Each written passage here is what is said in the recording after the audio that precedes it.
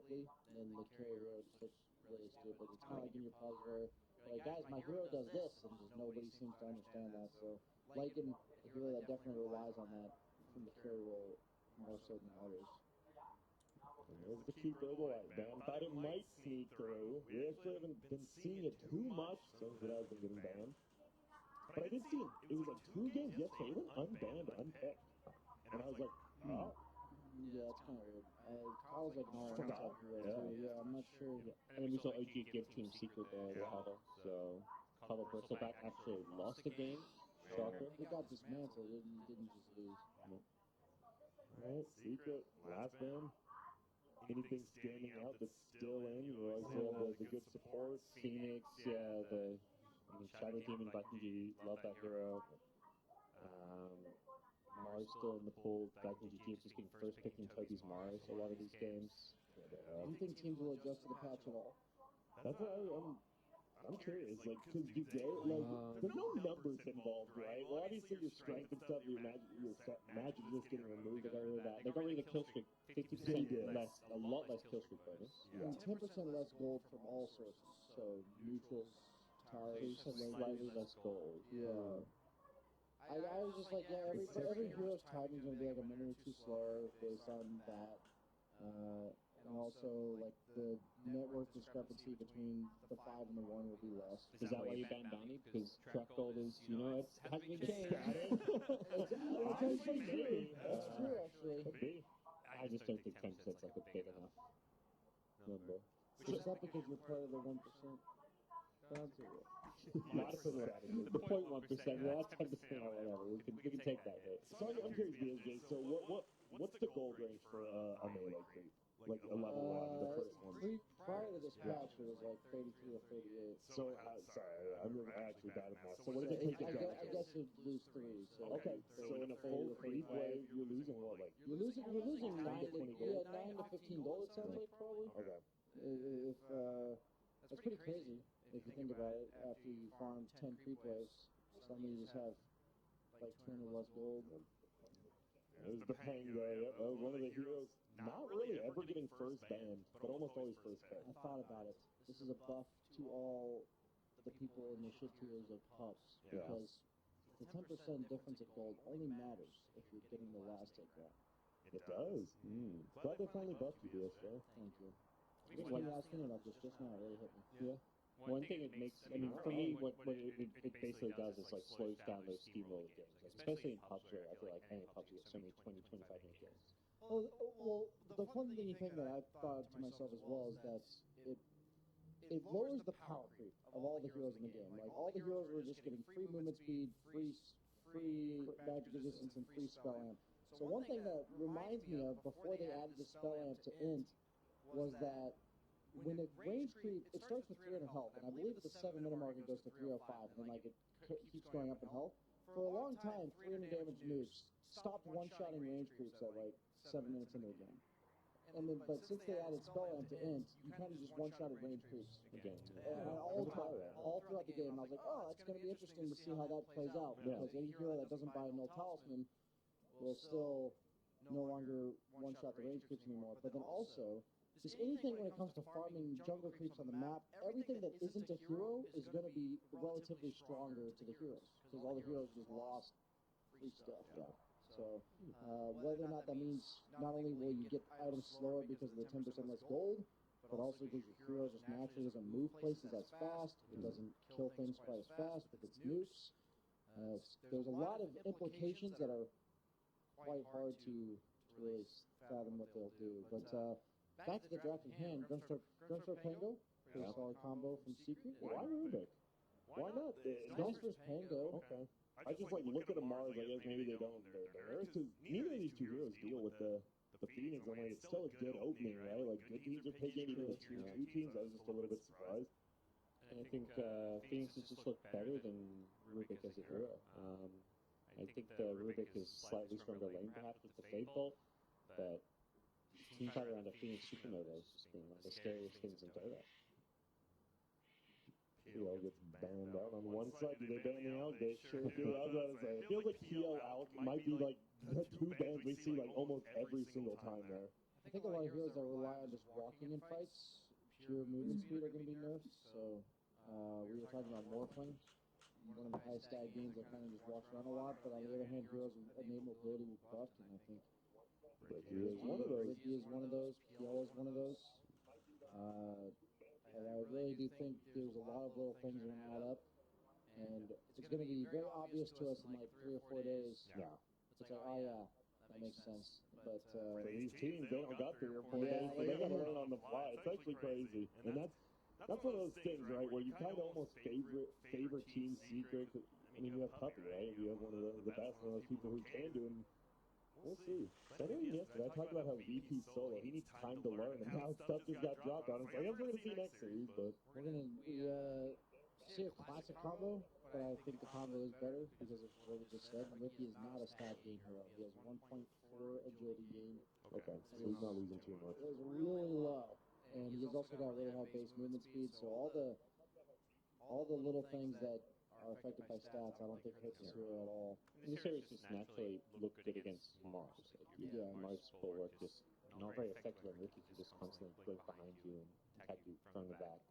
I think what we're going to see is not really too many new heroes, but we're going to see teams be like, okay, out of all the heroes that were already popular, which ones got her the lead. Yeah, Where got did the the power lead. shift? Well, yeah, exactly. There's no new heroes at the power. It's just there's a slight shift. I think so. That's what, I think that's what teams are going to do. It's not only because if that's not just because those heroes are going to end up being the best in the meta, but because they only have so much time to figure out. Okay, we can't just adjust everything. We can't just start picking heroes we haven't played in the last 2 weeks or so. So let's stick to the hero pool that we've dealt with and then take the best ones from that. As a Snapback. It's like in GG.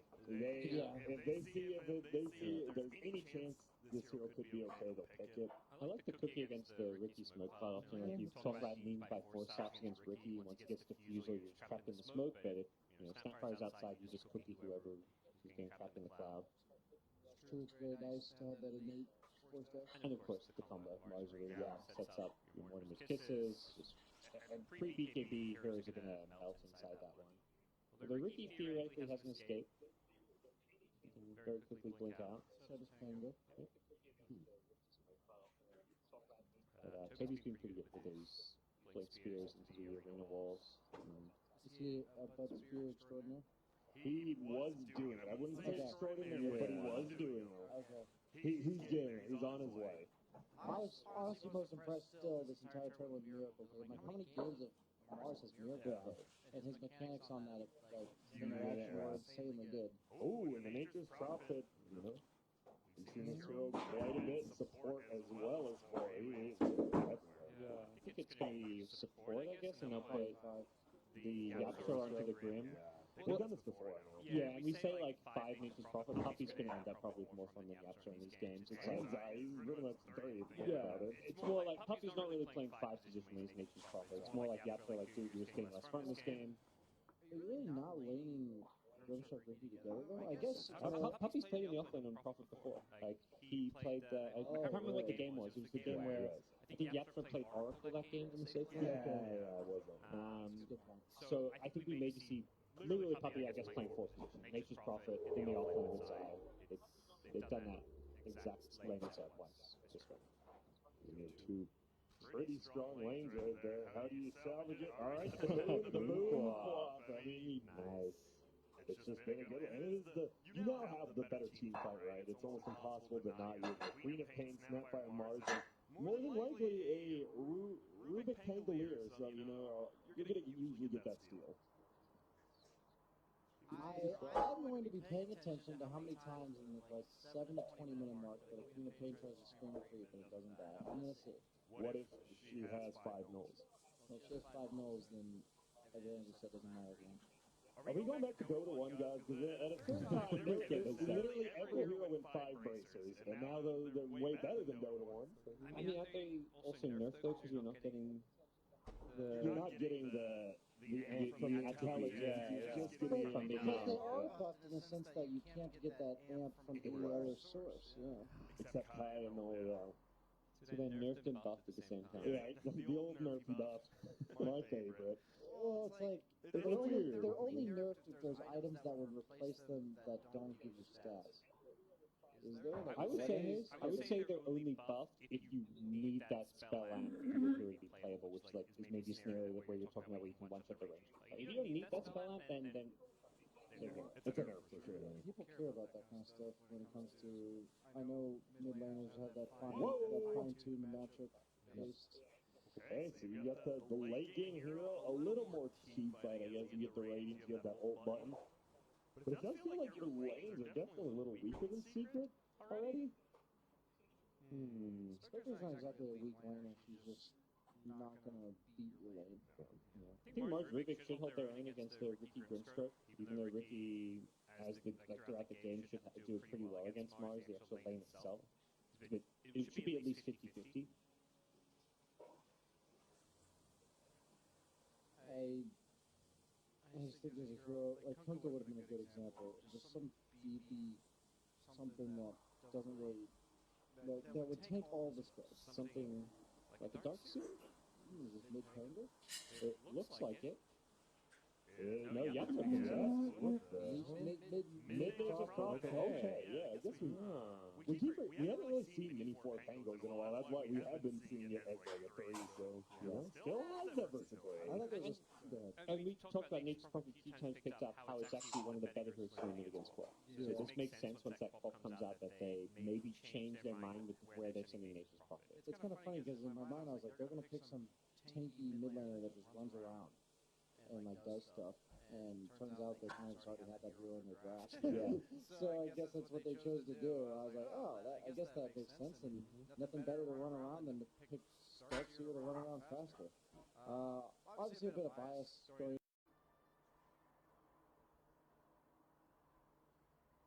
Yes, it is a bit of a David versus Goliath matchup, Secret versus Viking GG, but Secret have lost some ground lately. They did get knocked out of the upper bracket by OG. That's 2-0. What do you think, Blitz? How one-sided should these odds be? And this looks about right. Yeah. I think that even though they missed a step by losing to OG, which is no shame at all, they still look pretty impressive. That game 2 could have been theirs too. I think their drafts were a little bit wonky. But it looked like Puppy was starting to figure it out a little bit later. I love draft wars between 2 top-tier captains because they can determine so much more than people realize.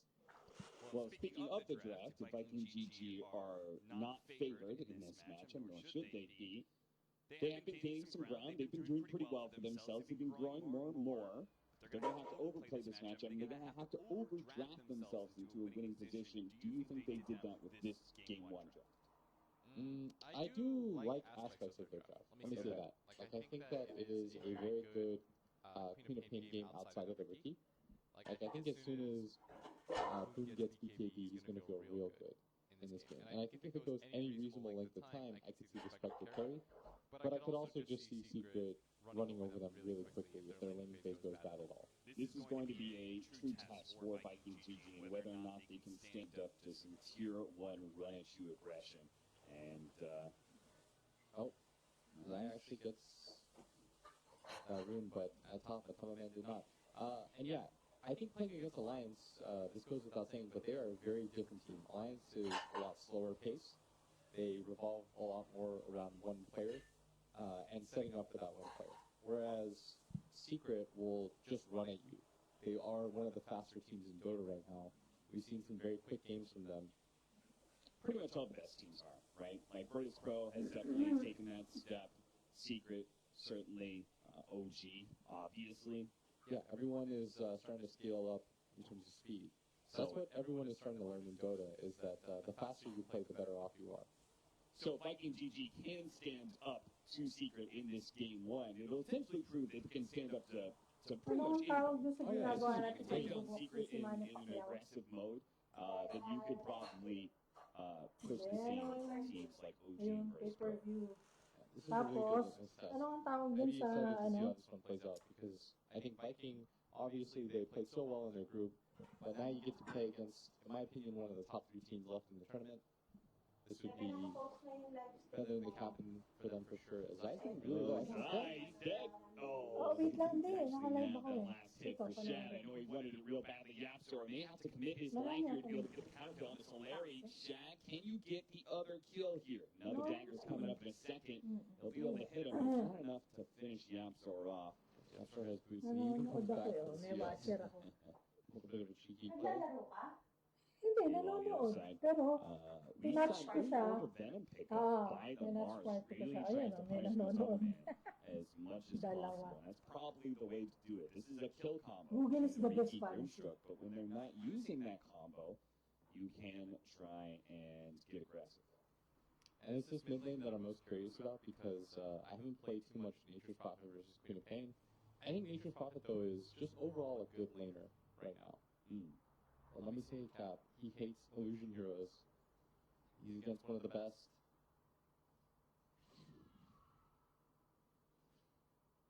Some of these last hits, Nisha is 6-6, so a lot more denies than Boom, but Boom, Boom's gotta be careful. Ooh.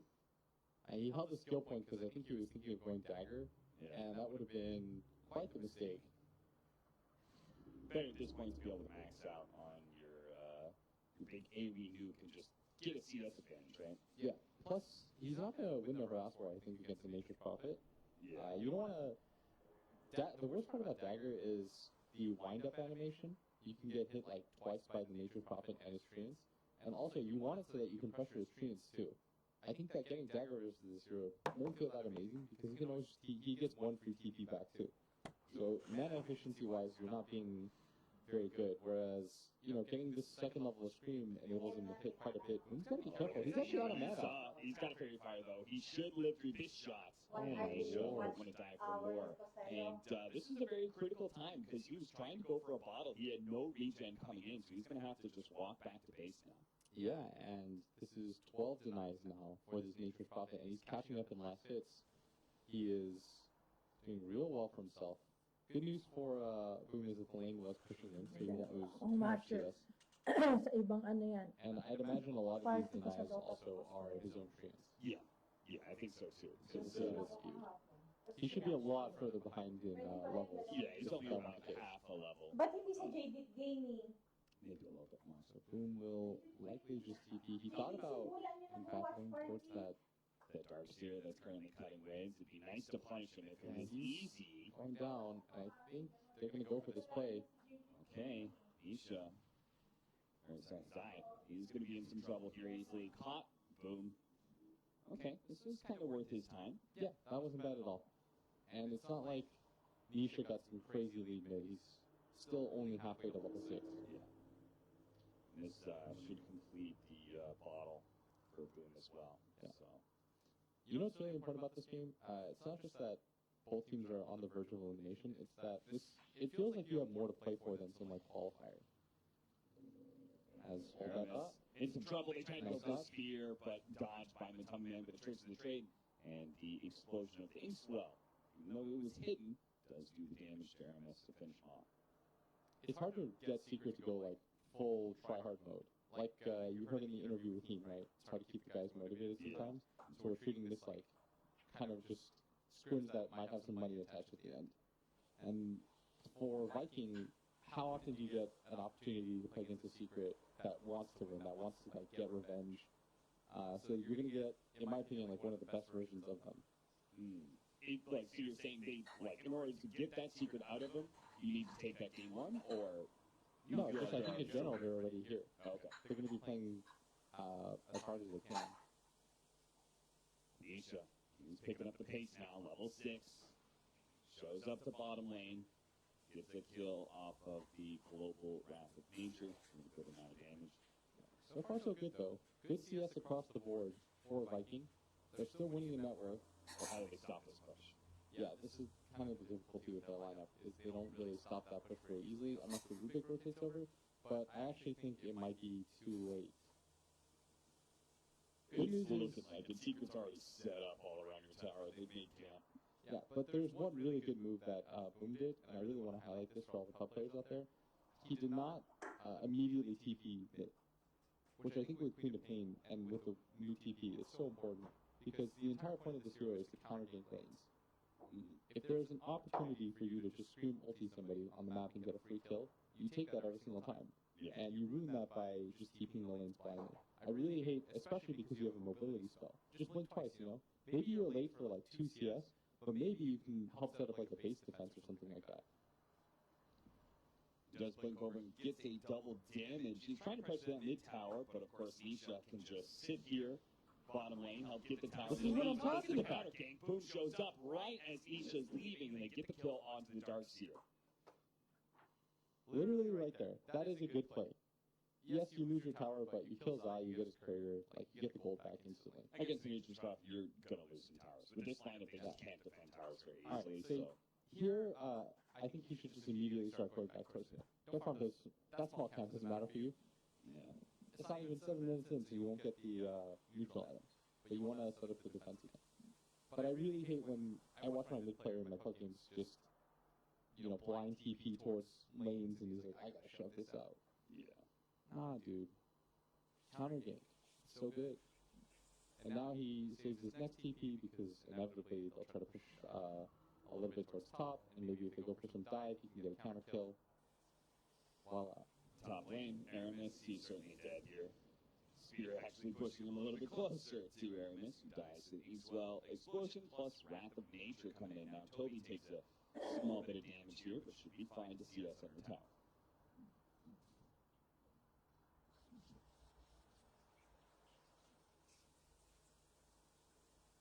We're going to leave Zai alone now that the tower's gone. We do have that global nature on Viking GG's draft as well. Shad has his level 6.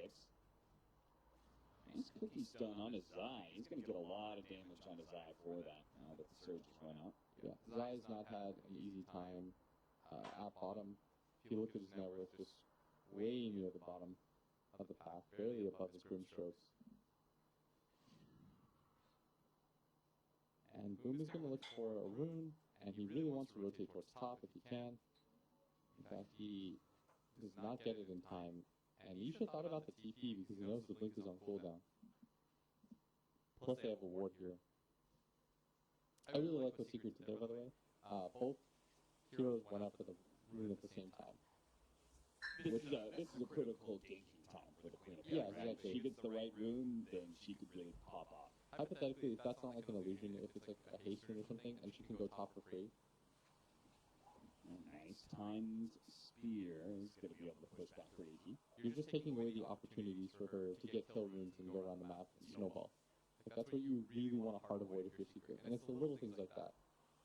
Both heroes coming in to like deny her ward and stuff like that, or her rune out. Got the treads, got the bottle, and is going to be working on a Yule's Nest, which won't necessarily help the best against the smoke screen, but he probably has to worry about an orchid at some point from Nisha, right? Yes. Smoke up. Support rotation over, but there was a ward right there on the high ground, so... I actually don't know if you can roll with this game. It's pretty big against the supports, I guess.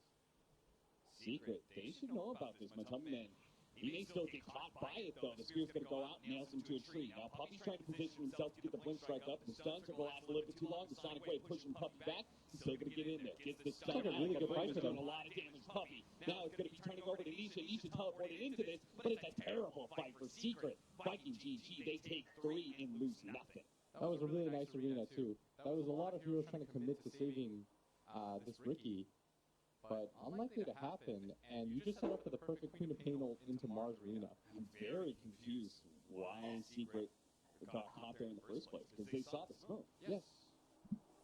They must have thought that they were stronger.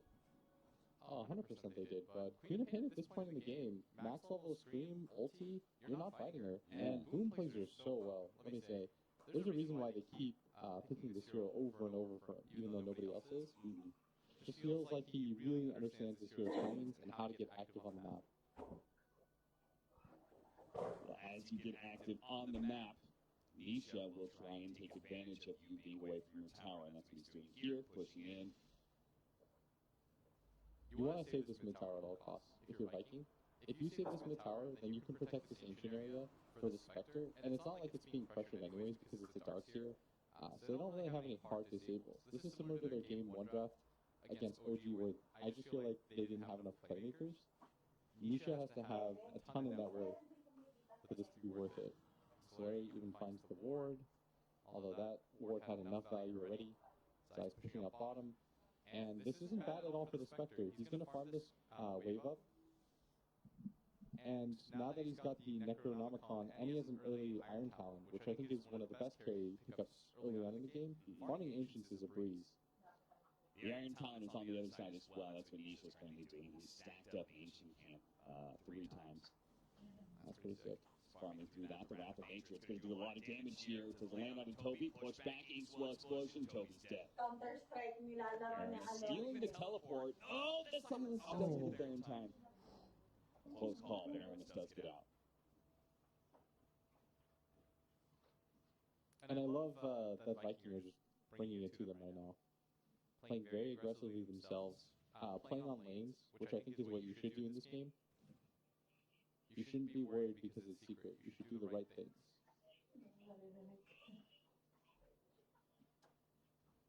12-minute runes. Once again, they're setting up on both sides. Stun from Solari prevents the Treant from denying the Arcane Rune, and Boom gets it. You can see the amount of effort, though, they're putting in to trying to deny him runes, which I think is really cool. And they're consistently still doing it. And Viking GG, in turn, counteract that effort. Yes. Which is really nice to see. At some point, Boom is saying that every single one of his runes are being denied, and he needs them to feel like he can make plays, and he's right. That's how Queen of Pain operates. They might get a freebie here. That sentry is going to reveal to Solari that he's dead. He's going to be chased down. Tricks of the Straight. I guess it's a pretty tanky support, so there's a small chance he can get out. He's good, actually. He's good. Tumba Man doesn't want to chase much farther. No TP in from the Oh, nature top pup. lane. Speared to the wall. Puppy's dead. Nisha teleported directly into it, so he actually couldn't move anywhere. That's twice now that Nisha's just found himself in the middle of the arena. And I heard Boom pop the, There we go. kill runes, baby. Yeah. And he'll have it up again in 80 seconds. Got to make use of that Arcane Rune if you get it. Gets that kill. Maybe he can do some damage to the tower. Meanwhile, Matumba Man. Sentries are everywhere, and they just spot him. Matumba Man's going to take some damage here. He's got to be 600 careful. health. Tricks of the trade to the other side of the river. Blink strike over. He is away to safety. But the top tower is going to die. It's actually going to go down relatively for free. Of course, this is the bottom tower had already died long ago, but still, the fact that Viking GG didn't really have to give up much map control or anything to get that tower kill is No, not at all. pretty important. It's because they also saved their mid tower, and they've taken 2 engagements up there and sort of scared Secret into taking that fight. And they see Matumba Man just rotating around the map with Zai. They're trying to set up this kill combo of like Ion Shell Matumba Man, but he's not that scary right now. He doesn't have a single level of his smoke screen, which is pretty standard. But he's not that kill threat. Like the Queen of Pain isn't really a kill for him. Even the support you saw him struggle with. Yeah, it's a little surprising to see him get active when most Rikis just want to keep farming until they have their Diffuser Blade. Yeah, I feel like he's missing his timing pretty significantly. He's behind the Spectre by 2,500 gold almost. 3-man smoke up from Viking GG. Going to play in that top lane. And if they could kill Matumba Man, then it would be fantastic for shutting down the Diffuser Blade and slowing down his timing even more. Yeah, Now, so they scan on the wave so they know that, and it just ends before. he's still around. They're going to pop the smoke now. Do they have a dust? They're going to reveal. There it is. Dust onto Matumba Man now. Tricks the trade. Is he going to save him? But maybe this creep wave could with a blink strike. He's going to jump a little bit farther, but there is Boom staying on top of him always. Meanwhile, counter gank from Secret. This is important. Other You have to side of the not map. die as the Spectre here. Shad, your team was off ganking. You need to dodge this one. Mass TPs are coming in. He's going to be pretty tanky for a while, but there's so many nukes coming in. He very quickly dies. Now the rest of his team. Oh, what The a rolling stolen thunder Rolling steal. Oh, Aramis, he just bounces in. Kills 2. They're going to be able to get the Pango as well. And a spear locks down Puppy. What a rotation from Viking GG. That's 5. That's a 5-man wipe. And the snore. Ooh. Toby says, are these guys supposed to be good?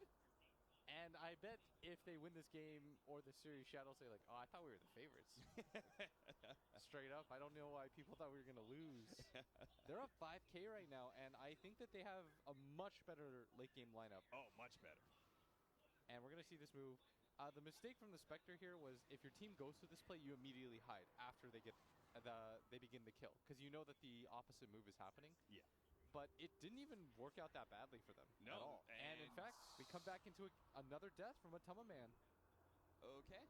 There are so many wards and sentries everywhere, and they're just sticking together as a group. The supports from the side of Viking GG have done an excellent job of making sure they're taking away Matama Man's game. And now they have complete rune control. They might just decide to 5-man for this mid tower. They have all the space in the world, and in fact, they're just playing fast. Look at this. Every single time you find a rune on Boom, go get a kill. Boom's gonna find it. Puppey managed to get off the silence. It'll slow things down a tad. In fact, Puppey can re-silence him with Inkswell. Boom is gonna have to back off here. Blinks away. Nisha not going to go for that teleport. Viking GG supports, they did put a big premium on getting some of that early detection out. I just wonder if they're running low on it. Yeah, and unfortunately, we can't tell. Their gold situation doesn't look the best either. You are committing quite a bit for this, but it's all for your cores. You prop your friends up. That's what you do in this life. I mean, it's definitely worth it, right, to get, like, buy all these sentries right now and be a little bit low on them in 5 minutes, because this is one of the strongest timings of Secret. You've got 100%. Pango with his ultimate, Mid-Nature's Prophet with the Blade Mail, who feels like he can just fight anywhere. This Riki still wants to move around, still not having that diffuse of Blade, and is at the same place he was like 3 minutes ago when we were talking about it. Yeah, this looks just like a flashback. I kind of want to know what the ward vision is for Secret. Hold that thought. Viking are going to go. It's all up in their own. So yeah, it's really defensive right now because they've been sentryed so hard everywhere on the map. They're really afraid to place any sort of aggressive wards, and this usually tells me that one team is massively ahead. Big pickup onto Yapzor. And they're going to grab the mid tower with that too. He used the Rolling Thunder there just because the spell steal is about to fall. And Boom just goes for it again. Yeah, they're going for the kill in mid, and then he immediately rotates up to top. Now he runs into a ward, so he's like, okay. He's going to find 2 D wards, in fact, if he blinks towards the left side. Oh yeah, there's a sentry right on top of that one. Yeah, the Secret team's going to have no vision right now. Yep, Boom's going to run into the other ward. That's money right there. More money. His team just got 300 gold. 340, and look at the defensive position. I mean, Puppey does not feel like he can get any wards anywhere right now. Like, this is not the vision that you ideally want. Oh, Aramis. He found an invis rune, and he said, I'm going to go on a little walk here. I'm going to see if I can find out where Matumba Man is farming, and he did find him. And he knows Matumba Man is playing somewhere around this. He's out for a moment. Okay. They do have the dust. They're going to reveal him. Telekinesis, toss back. He steals Blink Strike, so he can keep up with this Riki, and there's just nowhere for him to run to. In fact, a spear straight to the face nails him to a tree. Matumba Man's dead again. Toby keeps on snoring, and the Diffuser Blade long gone. Boom is able to remove that silence, and he's going to try and get this kill on a Puppey, blowing him up almost instantly. Oh, not quite enough damage there. And now he's a bit of trouble. There is going to be the help from the Sapphire. And look at him, he's put himself into a corner, and Yapzor, he can't quite weasel in. He does manage to get one bounce to the low ground. Boom goes, and he gets knocked out. He's dead. Zai, though, is stuck inside the arena, while Shanna's going to force Nisha to teleport out. They need to get this kill on the offlaner, though, to make it a little bit more worth it for them, and they should be able to. A spear will finish Zai off. That's a 1-for-3 trade. Once again, Viking GG, this is like the 5th fight in a row they've won. And with that goal change that we see, that is in effect, the loss of the Queen of Pain does not hit as hard anymore. Even though she was on quite the kill spree. Yeah. And Viking are really impressing me right now. They're doing a lot of things that veteran teams do. They're placing aggressive vision at all times. They're very aggressive about dewarding. Aramis might just die for this move, although people are coming in for this. Nisha's gonna get speared. Oh no! The tree! It did not actually attach it to the tree. Aramis does die, and now Toby, low on mana, is gonna have to retreat. They do get double outpost though, so they're gonna win a little bit more in the XP game. And that's pretty important because this is the very experience-focused team, right? Like just the Spectre or just the Queen of Pain herself, right? Got to get those levels. Aramis, I'm gonna watch this gank on Matumba Man again. Invis runes, in fact, power runes all around. Back into the game though. Boom, in some trouble. Is currently silenced up. Does have the haste rune. He's gonna try and outrun this team. Blink over to the side. Another blink up in a second. But Man hits him once. Might be able to get the kill. He got the hit, but it wasn't enough. Boom. Thanks to all the kills he's been getting, has enough stats. He survived through it and is away to safety. And again, it's just your Spectre that you're trying to buy time for. In fact, he's going to get gone on here, but he's got Manta. Very unlikely that they get this kill. Yeah, with the Necronomicon builds, he's in a great spot. His team created so much space for him that he's been able to farm up really well, that he's keeping pace with the Nature's Prophet. And this hero is an Alk of sorts, because he has everywhere in the map that he gets to TP to and farm. His ulti is probably the best farming mechanic that you can get. It just hits stuff and you get gold. And then you've got Treants to take up Ancients for you, to run down lanes, maybe get some CS that way. He's just holding onto his Fairy Fire. So the fact that we have this Shad Spectre, this big late game hero, and he's in fact ahead in net worth over this Alchemist-like hero, goes to show just how far ahead Viking GG are. It's not just 6K, it's 6K with an impending victory of their late game advantage. Yeah, all Nature's Prophet players will tell you, you want to be ahead on this hero because you don't come with the most amazing overall team fight. You're so single targety because your hero is your right click at some point. And so you need to be ahead by a significant amount. And you have so many tools to be ahead too. You get the global TP, you don't have to spend money on that. You have this aggressive farming tool. But Secret are getting aggressive on the map again, and that gold lead hasn't really swung too much forward, and they're starting to realize they want to play more aggressively on the lanes. So I'm liking this change from them.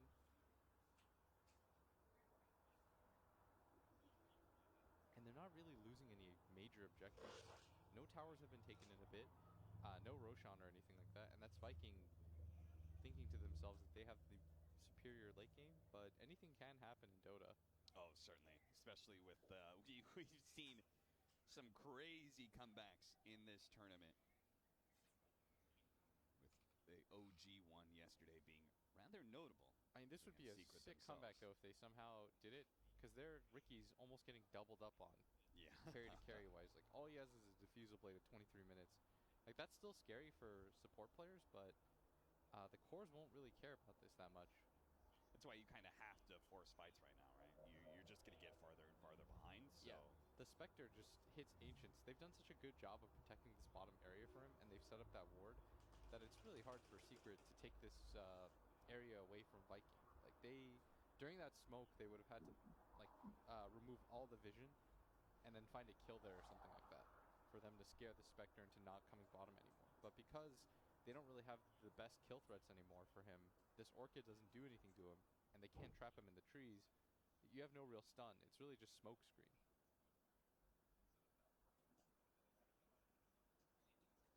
Now he's going to go Abyssal Blade, so he can just one-tap somebody.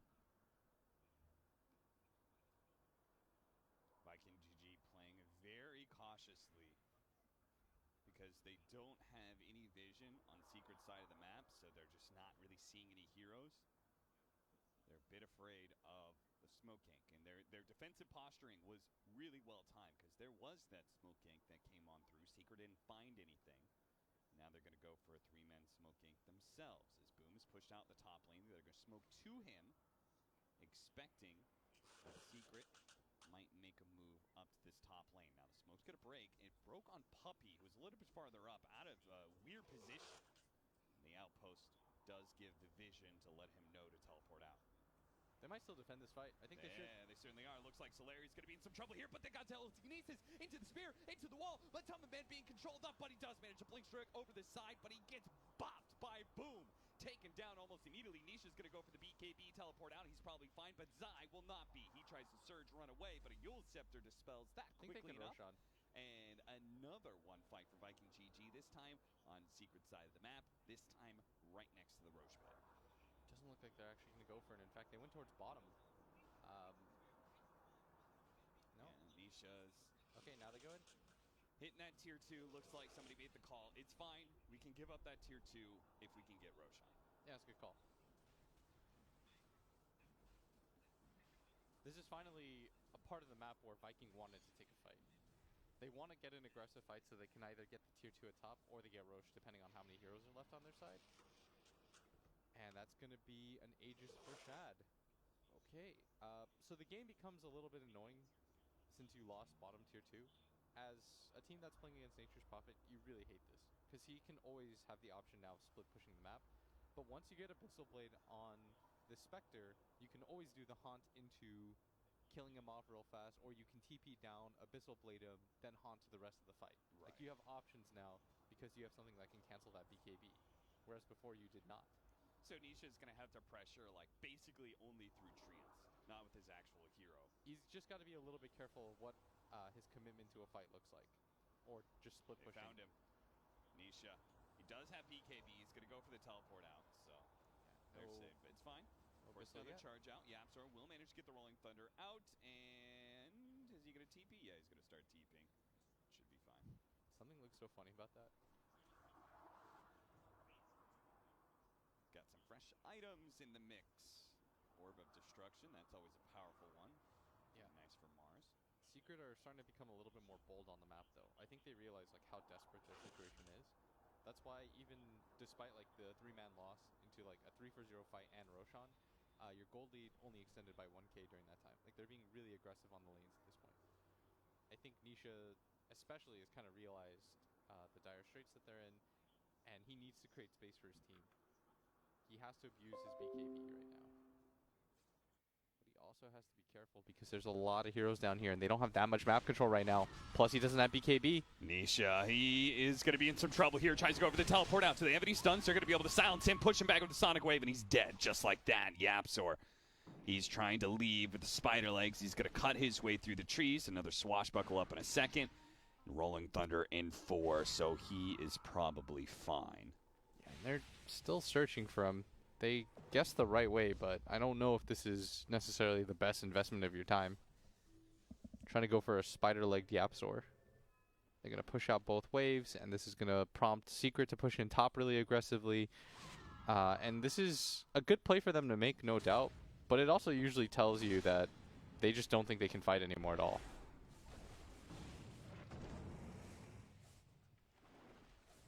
Yapzor's trying to get away without having to pop his ulti, but now he's out of mana. He does have 2 mangoes. You're going to pop it? Rolling Dead. Thunder? No, he's just going to die. I think he should have committed to using the Rolling Thunder. Yeah, I was a little curious. Seemed to want to do anything he could to stop Viking GG from being able to get this bottom tower. And these are the kind of weird, desperate games you have to do when you're behind and you can sense like the enemy team's just getting more and more out of the map. You got to do these weird creep cutting shenanigans. You got to try and outmaneuver them on the map. Yeah. So what Secret are trying to do is pretty like veteran play. They're trying to force the waves in at all times so that all the fights take place on the other side of the map, so that they can gamble more. A lot of hold that thought. Nisha gonna get gone on. They've got Spectre Hunt for this too. Vacuum is going to stall things up a little bit. Nisha does have his BKB. He's going to pop his Blade Mail and actually fight Boom here. Misses the Sprout. Aramis actually stealing the wall. The Yule Scepter goes down. BKB still available for Nisha. He's going to pop it now. Sprouts himself, teleports away, and there's no chance at stopping him there. He picks up a Shadow Blade as he returns back to the base. Viking GG move all their heroes to top, but don't get any kills.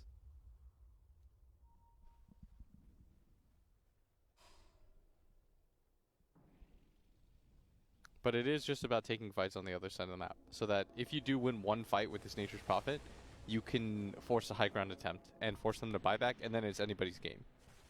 If Viking GG always push out the lanes back and they take fights like they did in Secret's jungle, that's where you start to see them take objectives and get a little bit closer to ending the game. And so for Viking GG, it's about pushing out the waves without dying and taking smart fights at all times. Like whenever you have the lanes pushed out, you have to try to inch forward for more. Nice pickup here. Should lead into the spear stun. And I imagine that's going to be enough to get the kill on Azai. In fact, they even managed to get an okay steal there. Aramis has the Ion Shell now. He's going to put it on Tobes. Man, Toby does so much damage thanks to that Orb of Destruction and just his sheer high levels. He's level 19. And it looks like they're going to force a high ground here. Their bottom wave isn't so pushed in that it's a threat yet. We've got the Aegis and level 20 on this Spectre. Shushad is very tanky, and Toby can also, with the bulwark, tank some shots now. The age is going to expire now, but it looks like Viking GG don't really care. Their lanes are too set up. Bottom doesn't have enough pressure. You're going to see Nisha start to TP there, but they've already lost the tier 3 tower. Yeah, at this point, Viking GG can just commit to getting the lane of barracks and then save what they can at bottom. They're going to get the melee, back up a decent amount now. What Secret really want to do is cancel some TPs here, but they can't get too close. Otherwise, they'll just lose more heroes. And it looks like, as a whole, they're just going to retreat. The tier 3 tower takes about half its health away. Very well played by Viking. But the trade is super worth it for Viking GG. And there's now a Deso on Toby. He's got a BKB of his own. And he's so farmed. They're all so farmed. And this game is looking pretty overcap. If it weren't for Secret, I would have said, like any other team, I'd say this is 99% done. But you give them a wide berth of respect. Yeah, it's the OGs and Secrets of the world that you say, okay, this game is not done yet, but by God, it should be. Dude, Viking have played so well today. This is not Secret, like, everyone will say, like, they choked, OG ruined them or something. But that would do a great disservice to them. I think they did such a good job in this game so far. Yeah, the way that they've warded, the way that Boom is rotated on the map, the adjustment change in strategy to start prioritizing runes more. Like, all these little things, the way that they deal with waves, how they position their Spectre so that he owns the Ancients. I think this just looks really good for me. Smoke up. They're going to try and go for the quick pick off on a puppy here. Now, he does have the Glimmer Cape to try and protect himself from all that magic damage. He does manage to get off the Soulbind. Double Silence goes out, but they immediately BKB up, go for the Spear, manage to land onto Zai. He's going to be taken out immediately, but over to the back line of Viking GG. They're being hit pretty hard. That's going to be Solari already dead. He immediately buys back. Boom's a little bit low, and without his BKB inside the smoke screen, needs to be silenced up. Can they get this kill? The defuse blade goes out, and they do manage to get it. Backed up. Secret do manage to get some trade-off on the kills, and a gem on the ground. I believe that was Boom's that he had on him when he died. Shad trying to get away. Yapster looking to slow him down. With the buyback of Solari, though, it's probably for the best that Secret don't hunt for too many more kills. And even trade-off like that, with both fives buying back, is there anything else really lost in that? No, that was not bad at all for Secret. So 3 for 3 with fives buying back. At that point in time, it's going to favor the team that's behind, right? Yes. Even though they they got a little bit more XP, the gold lead. 5 gold. That's pretty negligible. Aramis pinging that gem. It's going to be picked up now. So, on top of going for 3 for 3 and having the advantage, they lost the gem as well. So, clear win for Secret. Is that Puppy got into the tree line, and he turned around and soulbinded, which forced Boom into BKBing earlier than he would have liked. Yeah. Because he wasn't in any real danger. All the damage dealers and the people that could have stunned him up were on the bottom side, taking the fight against the Spectre, the Rubik, and the Mars. But he still felt like he had to pop his BKB, which then forced them into a really awkward engagement.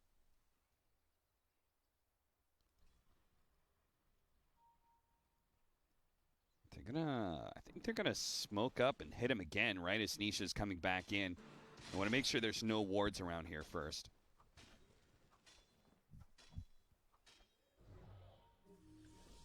Man trading away his Wraith Band for a Mithril Hammer just to get that little bit of extra damage because he knows he needs every bit of it right now to threaten Viking GG. Boom, he just blinked forward. They're going to go for it. Silence. BKB immediately popped and they're going to back out. They forced the BKB charge, cleanly escaped.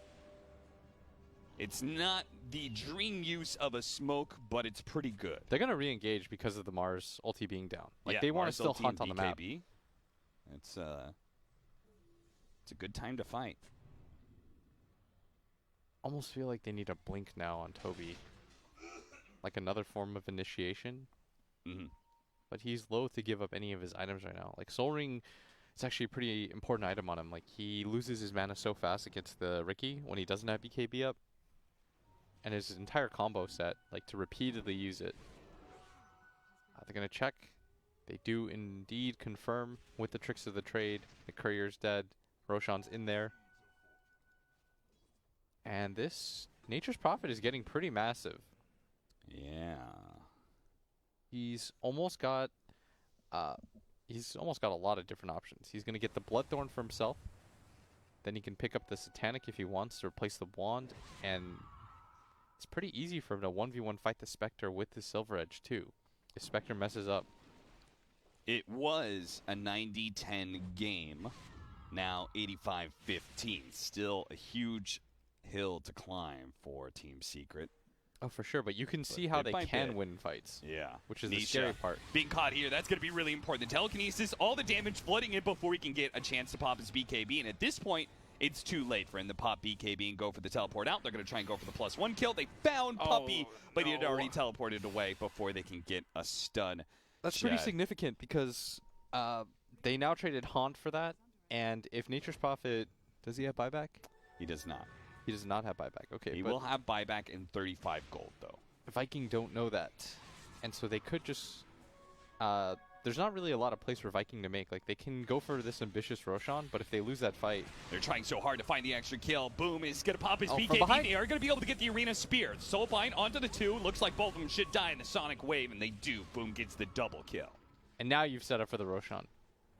Puppey is dead for 67 seconds. He's going to take control of the outpost. All their lanes are in a really good position. They made sure to push in that bottom wave as hard as they possibly can. So there's nothing that can really be done about this anymore. This is the Aegis cheese. They've brought the gold lead back into the double digits. We're at 10 now. Solidifying their lead once again. And Aegis and Cheese, another chance to push high ground, perhaps. Yeah, Yapzor is going to cut the wave. He's got to be careful. He does have Yule Scepter, but he's going to get lifted up. He's trying to do those cheeky things. He does have a Yule Scepter to remove that silence and a swashbuckle. He's going to try and Rolling Thunder away at the same time. Goes the other direction, but a Yule Scepter cancels that. A reattempt, but this time there's no way out. Too much physical damage. And they might just push down mid. You're going to see Toby come cut bottom wave once to make sure that... they can't do any of these lane shenanigans, which I think is really good. But he's got to be careful. They've got Silver Edge. They do have ways to kill him. Yeah, they certainly do. And Toby, he's going to feel that. A BKB goes off, but he can't really protect himself. There's so much damage. That was greedy. Matama Man was just waiting there. They just need to get out. Nisha, do not get greedy for this. This was a huge pickup for you.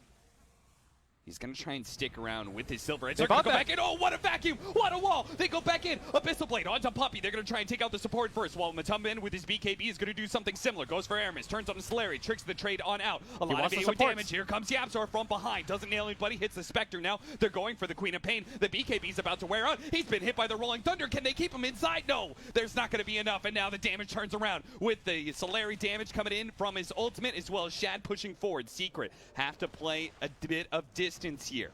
If they could get Nisha. To the other side, Nisha no longer having his BKB. Speared up, he's just dead. Secret thought they had a dream engagement there with a vacuum wall, but Viking GG are too strong.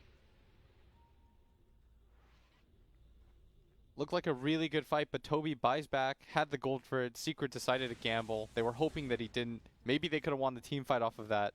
But what a nice engagement for them. And another lost team fight for Team Secret. And with the lanes being in such a good position, the Nature's Prophet, he does have his own buyback, but it won't matter. He wants it for the base defense. They still have Cheese. And they have Mars Arena back up.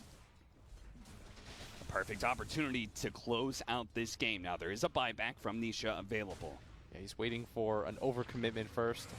Inkswell, double soul binds on out. They try and go for the silence. Shadow's going to take a lot of damage here. The Rolling Thunder, they might just be able to take that first life away from the Spectre with some serious commitment. Shad's still a little bit low. Looks like Matama wants the back line, but Sonic Wave, now he's been telekinesis, controlled up in the air. He's not going to be able to jump away. They do manage to kill Toby again. He's dead for 2 minutes. A vacuum back into the wall. The stolen wall, though, from Aramis. He got that out, and now illusions on both sides are going to flood the battlefield as Shad managed to get away thanks to his dagger over the Sprout. He is away to safety. He's going to teleport out, and he can come back in. He has his haunt. If Secret were to overextend right now, it could just be the end of the game. They want to back, though. They don't want to do this 4-on-5. No reason to risk it. They've used all their buybacks. They got quite a bit of gold. Just reset the map now. They've got their level 25 talent for the Queen of Pain. You've got the Fear. You still have that Cheese. So he could give that one away to the Spectre if he wanted. And that Mars, though, he dies so quickly, Cap. Yeah. Toby, he's got to be a bit careful. He needs armor. Yeah, he went for the 25 damage talent over the 8 armor. He thought this game was just about bursting people down, and it did work at times. Abyssal Blade onto Puppey. It's going to be Freebie. 50 seconds on the clock for him. And Boom looks to poke at Secret a little bit more. This Spectre does not feel that scary, though. You can see a way that they can pull him in and just hold him in place. Kite him around, yeah. Yeah, he doesn't feel that that big of a late game threat quite yet. And Shat gonna get caught. Come up. He's been broken. They do manage to get off both the Manta and BKB, but he's already down low, to half though. health. Shat, he's got to be careful. He's laying into the blade mail damage right now. He pops his cheese and now pops his haunt. Chaos there is now Shad's going to go back in. He sees an opportunity to try and take on Matumba Man, but he gets away with his BKB. An opportunity to turn back in, but Nisha, controlled up by That's the his fear, isn't buyback. able to do anything. Matumba Man trying to jump away, trying to escape, and boom, he's on the hunt. They're going to go for Yapzor instead. An easy kill at that because Nisha's dead. What is one Matumba Man possibly going to do against a horde of Vikings pushing into your base? 17K gold lead, 38-14. I mean, this game's just is over. called Game 1. Viking GGs, they take the early lead in this best-of-3 series. I forget, who are supposed to be the favorites? Because Well, I just right saw an now- ass beating. Right now, it's Viking GG. Right now, they are the favorite team against Secret. What a clean, nice game from them. Just some really Yes. strong fundamental Dota, some nice readings on the map. Good stuff all around. I really enjoyed watching Viking play. Yeah. Just from being able to admire the little things that they did right, the little adjustments that they did right. They completely stopped the warding battle, which I don't think enough people will talk about. They found Matumba Man every single time. They always caught him in the pockets. They de-warded 4 wards that game in a row in the early game. You could see the vision advantage that they had. At some point, Puppy got so afraid of placing any aggressive vision that you just saw those 2 dots that he had. Those got taken away after a little bit when Queen of Pain walked up there. The adjustment to take away the rune vision and fight over the runes every single time, which then enabled Boom's game. All these little things that they did, making sure that their lane at bottom was always pushed in using the Spectre. Big fan of how they played this game. Well, Secret now down a game in this series. If you wanted to see the serious Secret, you're probably going to get them in Game 2. But can they even make the comeback? Viking GG, they look like they're on fire right now. Holy smokes, indeed, Secret. They drop another game in Viking GG with the superior team fight, the superior laning, and they just come out on top. They only had 1 or 2 bad fights in that entire game. What's going on, Viking GG? They're looking good. This first pick Mars, as you guys keep talking about, it's winning lanes, it's winning games, it's being first picked. What's going on? Brian? I'm leaving it to you. Oh, I was wrong about this one. You get first speaking rights. Okay. I predicted Secret. You liked Viking GG's draft. I like their draft just because I think that low cooldown tempo based drafts naturally got worse with the patch. So I kind of was just going with my gut feeling of the draft that looks like it kind of just naturally team fight scales and isn't looked to I don't want to say they didn't set the momentum on Boom on Viking GG. With Boom, excuse me. But their heroes rely on they have cooldowns, they're gonna expend them, but then outside of that, they're in no rush to get anything done. Spectre's not a stat gain hero. She doesn't really rely on any of those changes that were made, and they have very point-click spells. Throw them on the ground, people are gonna die. They don't have any save on the side of Secret. I thought Secret, That like I fight, said, that was a scary one. You're like, oh my, Viking GG, not like this. A perfect wall of vacuum, but as they said, Toby with the big buyback gets back into this fight, and Nisha died a lot this game as well. I just noticed, I just look up and I was like, oh, they lost a support hero, and it's Nature's Prophet. I'm like, wow, we'll see the stats, but I don't know, he had a little bit of a rough game in my eyes. And Nature's Prophet, even when you're dying, you're generally still got a lot of farm. He was top 2 net worth most of the game, so your deaths, they count for a lot. That's a huge chunk of Secret's net worth just taken out of the game for a minute at a time. These lanes just went so poorly for Secret. It was always an uphill battle, and an uphill battle that they were not favored to win with the weak team fight of theirs. Yeah. The Mars Rubik lane, I think I was a little bit unsure about picking the Rubik over Phoenix. Yeah. I think Phoenix would have worked just fine. This game, I think, looks pretty similar, but Rubik just guaranteed that they win that lane. The Fade Golden lane against the Riki. It was 15 minutes in, and Riki had 4K net worth to the 7K net worth of Mars or something. It was just like a complete schlacken as far as the side lanes went. Mid lane was pretty even. These stats might be wrong, by the way. I don't believe we had a Sand King or a Nyx. Or Maybe a Chen. Chen, though. Maybe we had one. No, I'm just kidding. But it was just, as you said, a heavy team fight and a better scaling late game against tempo. And if the tempo loses in the first 10 minutes, what are you doing kind of thing? I don't think it's necessary that you can't do that anymore. I just think it's going to be harder to pull it off.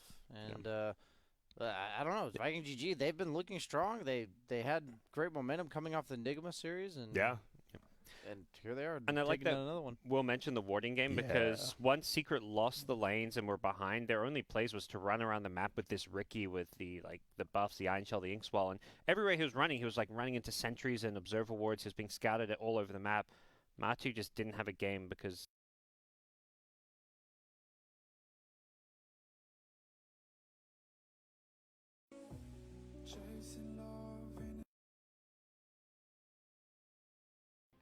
Seems like people have kind of figured out this Nature's Prophet hero. Another one of the heroes that was super highly prioritized 5-6 days ago. It's still getting picked, but I haven't seen it be nearly as successful in the recent past as it was before. I think the big question for me with when you see the Mars is like, what's the ideal 5 position to play into a Mars lane? Like Witch Doctor, maybe? In the lane, it's good, but not in the game. Oh, hey, that's the hero that was not banned.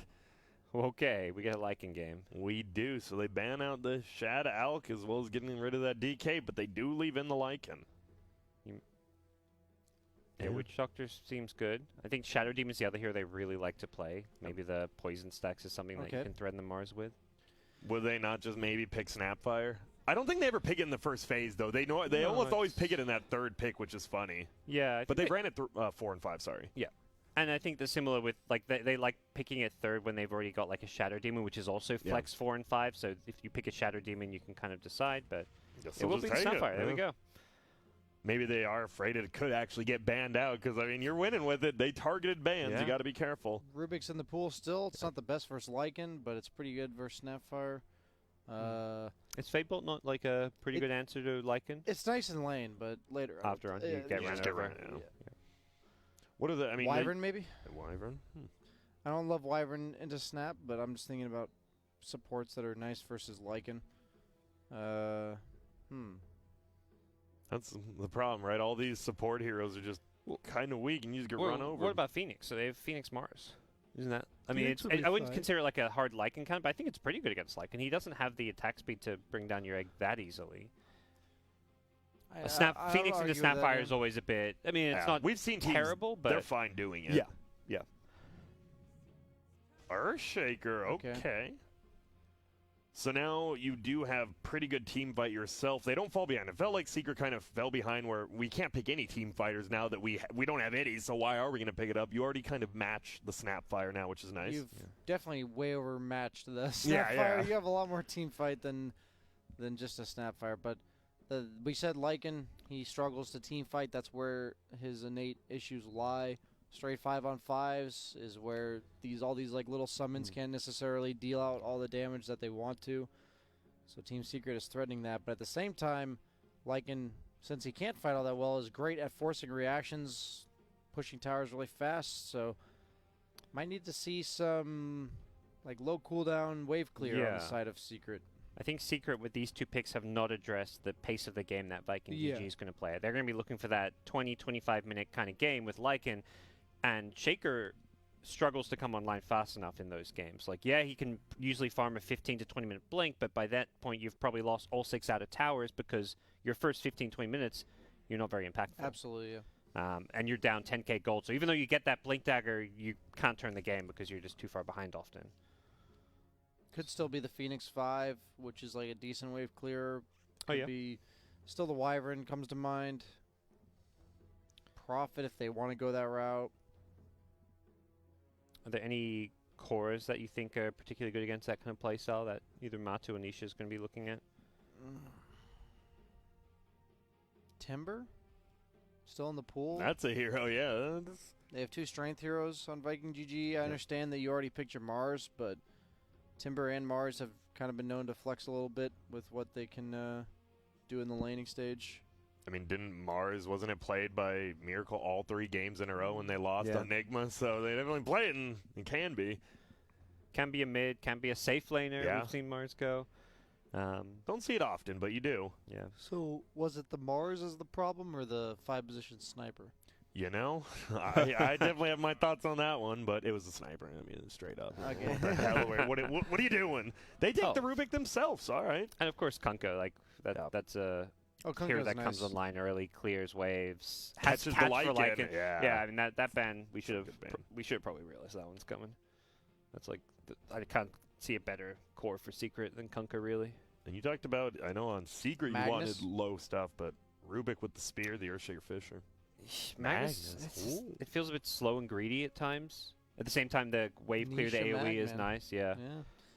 Just feels like compared to like Kunkka comes online with just a couple braces, he's ready to fight. Magnus, you need a couple items, then you're ready to fight. Well, I never argued he was better than Kunkka, gods. Okay. Chill out. All right. It's early. When Kunkka's banned, you go for the next best, which is Magnus, is what you're saying. Yeah. Well, all the reasons you said Kunkka was like the wave clear innately, I was just like, Magnus. Maybe Magnus. Physical AoE. I don't think heroes like Sven are viable, so. And before they pick Sven, but yeah, let's see. We could see Witch Doctor again? Oh yeah, for Secret? Yeah. Sure. Good. The cask against all the Lycan summons can always feel nice. You just want something like that addresses that. I think they're on the same page as us that they haven't addressed the Lycan pace of the game that he's going to set. So something about the Lycan should be dealt with, I think, with this pick. And they're using a lot of their time. They go Enchantress. All right. Enchantress is nice versus Lycan in the early game. It's not good later, but it's nice early. And that's the pace, right? Where you're not too worried about the late. You just make sure not to get run over. I'm curious, is Pango not good here for Viking GG? Isn't it pretty good with the Mars no matter what, even if it's on your team or not on your team? Obviously, Earthshaker can be a pain, but I think the lane maybe feels a little lackluster with the Rubik, but I mean, Pango bouncing around against these kind of heroes like Mars, Shaker, Enchantress looks good already. The other hero we've seen Toby play a few times is the Timbersaw. We could even see Viking. This is a Bat Rider or Timbersaw. Oh, I like Bat. And they do Pango, okay. I really think those other two are better, but like in terms of just straight up countering. But in terms of their own game plan, I think Pangolier is fine. Pangolier's just a good hero right now. It's flex too if they really do. If it becomes something an amazing Timbersaw game based on what Secret pick, you can put the Pango mid, get a Timbersaw last. So what?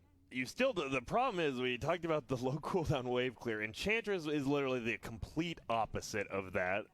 Is it Monkey King? Okay. Monkey King is very nice versus Lycan. It's not just the boundless strike. It's like you pop your ult on Lycan, say you're fighting at the Roach Pit or something, and the whole point of Lycan is to kind of just roam free in the middle of the fight. And if you just drop your Monkey King ult, he actually just can't go in. It's like it's like the police tape. It's like you just you can't enter. And more team fights. So you do have the decent team fight on Secret. You've got the circle. You've got the Mars, the Monkey King. We need no more go in. We need more circles. Some Enigmas and Faceless Voids mid. My goodness, BSJ, you are tired. What? Okay, so I mean, Viking GG. SF is actually a legit ban, I think, for Viking GG here. Okay. I think it's a great 9th pick mid. It goes really well with Mars for the fear. Oh, they think it's a Monkey King mid. They're worried about that PL. I thought for sure it was going to be a Monkey King against the Pango lane with the Enchantress. I feel like that's an incredibly powerful lane. All right, do Secret ban Quap. It's boom. I feel like he's been winning games with it. Do you have to respect it? Or is there a cheese pick? Yeah, that's the thing. Where's it's like the you ban Quap, or is there a cheese? The last pick Brood, for example, we've seen them do. I don't think this stands as a insta-win Brood kind of game. Earthshaker, Monkey King. No, Monkey King, Mars and Monkey King can freely lane against Brood. Yep. Doesn't feel like there's the cheese. Obviously, they took 2 of them out in the first phase, knowing, they got last pick, as you said, Gods. I really like SF for Team Secret. I wonder if they'll pick it. Maybe that is just a mid Monkey King, but I think you have 2 side lane melee heroes, so it's like such a free Monkey King game. They do ban the bat. Yeah, and they go Medusa. Ooh, wow. Ooh. Some greed.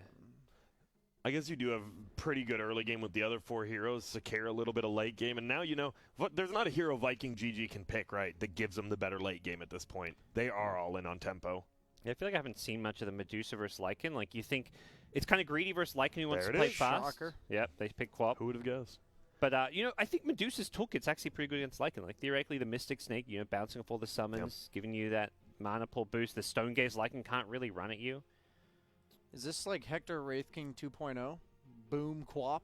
Boom Quap, like, just beating games. these teams. Yeah. It's 4 games in a row we've seen him now have it, right? Where it was Alliance that they actually took down yesterday for whatever reason. I mix up all the teams, and we've seen it win every single game. It doesn't always have the best laning stage, but it has carried throughout. It is going to be a 5-position inch mid monkey. I guess it's just safe lane Monkey King.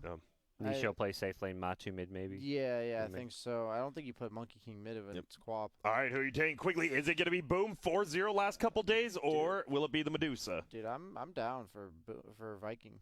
Okay, I'm sold. These guys have convinced me time and time again. I think they've put Secret a little bit off kilter with the game 1 draft. Again, we get to see Boom's Quap. Shad's back on Lycan. Like, Secret didn't even get to ban this because they felt like there's too many heroes that to ban. Yeah. Lycan GG, let's go. It should be a good one. Also at home, is Boom the MVP? Is he the Mercedes MVP? At least of that first game, it felt like he was. Will he continue to do it? Will they get a 2-0 off of this? And will you be voting for him? Or will Matumba Man just free farm and own the game as Medusa? You might vote for him. Well, you'll have to find out over there with Cap and Blitz.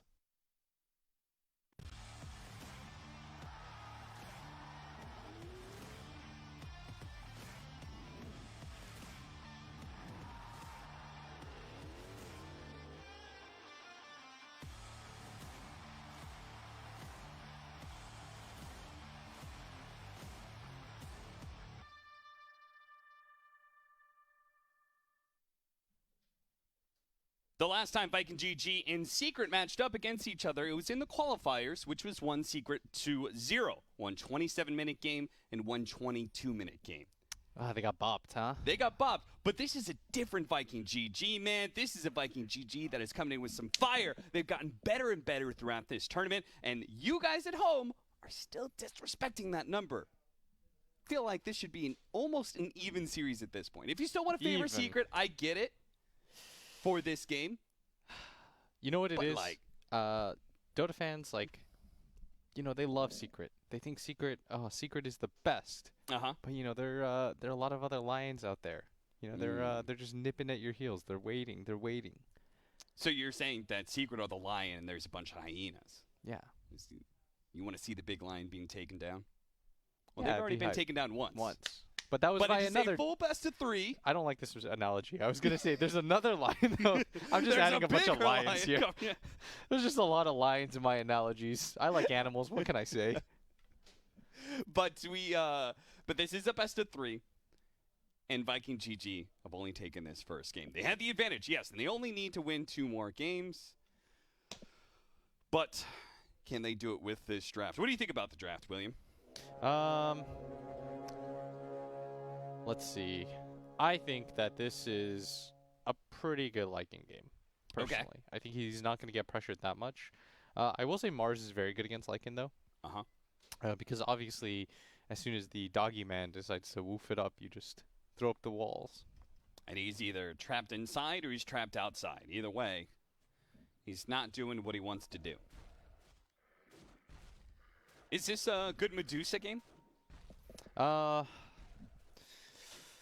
see. It's pretty good. I don't think she... it takes a lot to kill her in this game, I think. And I feel like she's going to have an okay lane farming. Also, this is the 4th time I've seen somebody give Boom Queen of Pain. Yeah. Why do you keep disrespecting my man and giving him Queen of Pain? Thoughts? I don't know, but he's going to start off with an early advantage because they did have a ward that spotted Secret placing their ward. Buy me some time, Austin. Yeah, I got it. Are you looking up his how many matches he's played of Queen of Pain? You already know. Well, he's currently 4-0. I can tell you that in the last 4 games. Boom's going to go for the body block because he thinks it's really important against the Medusa. Matumba Man's going to do the same here. Shad will not be able to get the bounty rune at bottom, but Viking GG did get the 2 top, so there's no need to muss or fuss about it. He is looks like 5-2. 5-2 all time. Yeah. In ESL, wait, why is this showing Ember Spirit? Might have been just games with Queen of Pain in it. So he's actually won his 1, 2, 3. He's 5-1, 5-2 at ESL actually, with Queen of Pain. But those losses were early when they were still discovering their legs. Yeah. And he's dominated in pretty much every single game. In the loss that they played, he was 15-4-7. The other loss, he was 6-3-15. This guy's KDA with this hero is actually insane.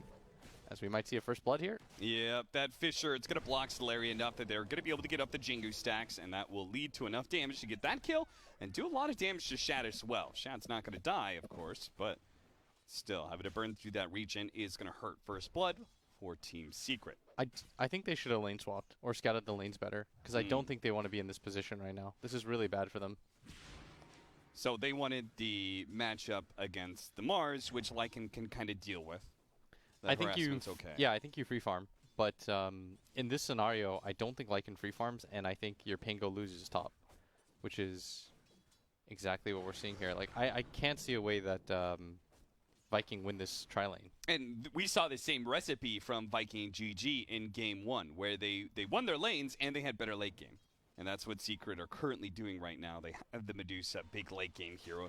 Felt like that was important to them. Toby trying to take it to Zai, though. Maybe he can outplay with this matchup with the Orb of Venom and enough Lucky Shot procs. We'll have to see. You need a lot of them. But yeah, his Queen of Pain, his KDA cap is 12 kills, 12.7 kills, 2.57 deaths, and 15 assists a game. Wow. That's insane. Do you think they have good heroes against the Queen of Pain in this game for Secret? Because they did just willingly give it to him. Shaker's good, especially paired with Mars, because if you do it right, you can spear him onto the Fissure. The Fissure, yeah. There's some weird instances where, for whatever reason, he just like, whoop. Yeah, it's the same with Cogs. Yeah, gets over the wall. Oh, you mean Mars being an inconsistent hero? We're going to probably see another kill. No. He's Orb Venomed up. Solari, he's able to get to the other side of that Fissure and away to safety, but still, Nisha got a bunch of stacks and is going to fight with those stacks where he can. It's still only level 1 Jingo Mastery, so you can't just do that 1v3 nonsense because the lifesteal isn't that big at level 1, but this same play a minute or two from now is going to be a lot stronger. Yeah. Let me say, by the way, I think last game, Shad... Oh, the Velvet Strike. That's going to block him out. Solari, he says, sorry, Aramis, I'm going to fight for my own life here. You're already dead. Dude, there's so much stuff on the ground that they have to worry about. I was going to say, I think Shad got carried a little bit last game. I remember talking about the game. Why did I say that? It was like 10 seconds ago. Of course I remember that. But we had talked about that, and I felt that Shad didn't have to do too much to win last game. Yeah. But I think this game, he actually has to really pull his weight and some. Because this laning phase, not beneficial to them. It's been rough, and now Aramis is going to lose his courier as well. Puppy. Boy. Oh. Secret is just... Puppy's mad. Yeah. They're pissed. Careful with your couriers. Come on, man. You just saw the other one die. Ah. That is easily... I'm with Grant, man. It is really triggering. I totally understand because it happens to me all the time. Like, I don't pay attention to my courier because, I've played years and years and years of Dota, not having to worry about it too much. But these professional players, man, the times have changed. In fact, the times have changed just recently with a patch coming out. Toby's going to get away from the spear. Oh, that was enough damage. Wow. Okay, that's level 3 that's spear. Level 3 spear, no wonder. Jeez. He's level 5. Yeah, I thought this lane was going to be one-sided, but I didn't know he'd get a solo kill on top of that. Zai, I mean, don't give this man this kind of 1v1 favorable matchup. He will punish you. So, we're losing bottom lane. We're losing top lane. How is middle going? It's going very well. Boom at least doing well? Yeah. 25-6 compared to 17-2. Okay, Boom is going to have to be the savior of this laning phase. Right, remember the hands that he put on Dendi? Yeah, seriously. Aramis, he's going to be gone on here. He's dead again. At this point, check out our Lycan. What level is he? Because he's jungling right now. He's level 3 jungling. Oh, boy. He has 10 CS. This could be a pretty short one at this rate. You know, Blitz, I'm so glad that you talked about, like, seeing a serious secret, you know, and, like, you're going to get that. And, like, they kind of got it in game 1, but, like, Secret coming back with a vengeance here in game 2. And Viking GG, they're going to have to do everything they can to make sure the Matamba Man doesn't get farmed. That's why they gank him immediately. They make sure that Boom's game is going well. Everyone else's game can suck, but maybe Boom can carry them through it all. Arena goes out. Nice dodge of the spear. Toby, he's going to be good for now. He won't be able to chase down Zai. He's going to wait. He wants... Swashbuckle in 3. Oh, Boom almost finished him off. The raindrop protecting him a bit. Swashbuckle with the slowdown hero. He's dead. Boom, Dude, shows up just at the right time. Boom's insane. He just feels like he makes so much space every game on this Queen of Pain. Like, if this goes to a game 3, which it's looking like it might, I would really advocate Secret. Just respect ban it. Yes. Just don't do it. Don't give it to this man anymore. Matamba Man denies the regen because he didn't need it. And Lord knows he don't want to give it to Boom right now. Seems like this is very quickly going to turn into a mini-game of its own, much like it did in game 1, protecting the power runes for Boom and letting him make ganks with it, while Secret are going to try and deny that advantage. They've already lost their bottom tower, though. Losing a safe lane tower this early on to the game, it is going to lose Viking GG a lot of real estate. Really quickly, too. Yeah, they're already losing control of that kind of outpost area. Eventually, Secret will get strong enough to push into your jungle further, get a nice aggressive vision down.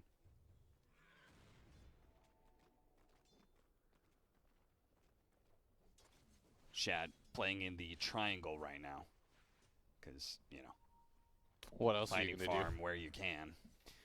He's almost got his Helmet Dominator. That'll help his farm pick up, but yeah, both net worth, top of the net worth, at least momentarily belong to Secret. Solari's away. Nisha's going to join him here. Aramis, in an attempt to help out Solari, may have just put himself in a dangerous spot. Both of them are still going to get gone on Sonic Wave. Boom again. It almost completes both of these kills on the 2 supports. Puppey teleports out, but he dies. The last tick of the Shadow Strike before he can get back to the fountain. No stuns, and Boom knows it. So he just TPs back to base. He's got low levels of Scream. Yeah. Because he went for the 2 ticks and poison. At this point, you would normally have it maxed, which might have led to the kill a little bit earlier. Wanted to win that lane against Matamba Man, and he did do it. He did stomp that lane, actually. Look at Matamba Man's net worth. He's 4th from the bottom, but Toby looks like he Swashbuckle might be is going up, down. but a spear comes through. Right as he had swashbuckled, too. So caught him just as he had started that spell. And this is all for Shad right now. Our lives for Shad. He's got the Helmet Dominator and almost level 6. So as he said, things are going to start picking up for him. He's going to farm up faster and faster now.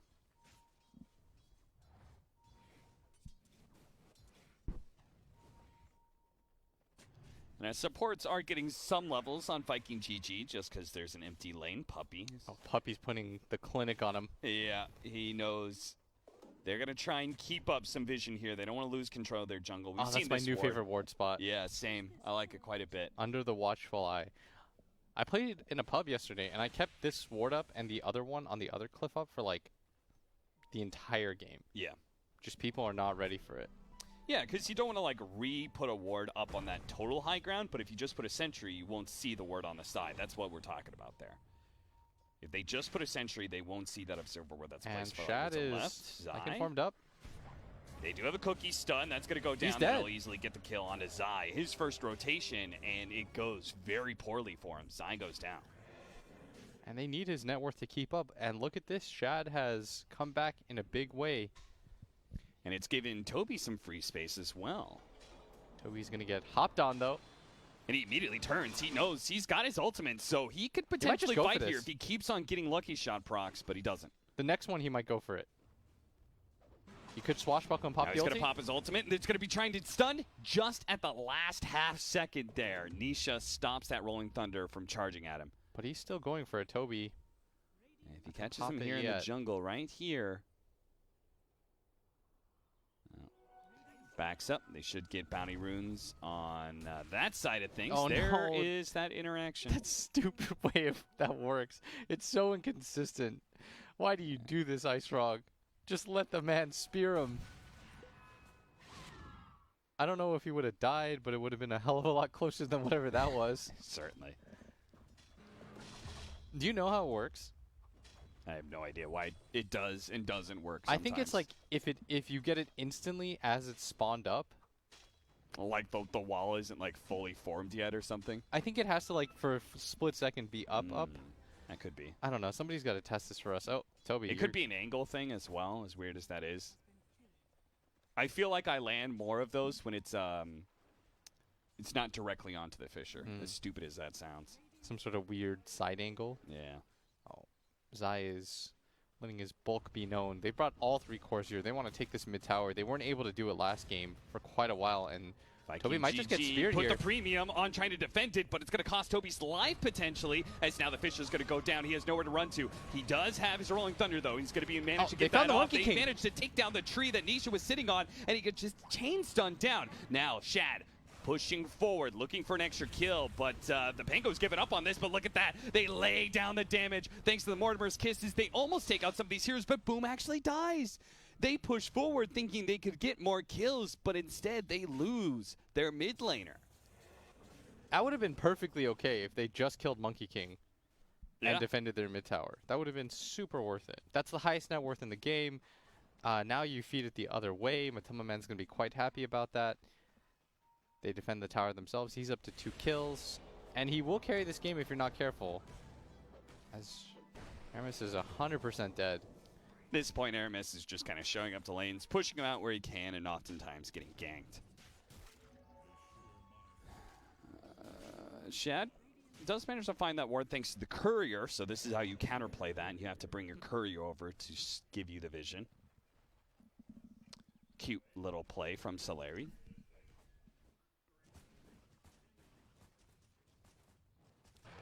Man, he's farming these Ancients, and Secret on the dire side with a hero that is farming up Ancients. You cannot afford to lose control of your Radiant jungle that much. You can't give them 2 different Ancient camps to be able to work off of. No, it would pump up the farm way too quickly. But they're already getting pretty behind right now. That mid move actually cost them quite a bit, because they would have liked to have reset off of that. And this Queen of Pain is not scaling as nearly as fast as she did last game. No, certainly not. Not going to be going for Yule's build this time. Bottle Treads just like last time, but instead it's going to be an Orchid. Feeling like it's maybe a more acceptable game for an Orchid. Has that smoke been ruined, or is it just Aramis? I mean, nobody from Secret's around here. They're currently trying to smoke into mid lane. Now Shad, he's level 10. He's very tanky. But this kind of overwhelming gank could still get him killed. He's going to re-up his Helmet Dominator with the Centaur here. And he's going to try and defend without showing a hero, which is a pretty smart way to do this. It means he knows that Secret really want to be able to gank this. He's going to make sure not to put his own life in danger.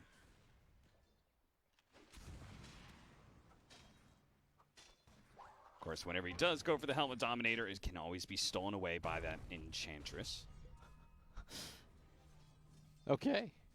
And it's gone. It just fled. Can you actually Helmet Dom steal the with Inch? Does it not pump up the level or anything like that? I know the Chen thing works, but...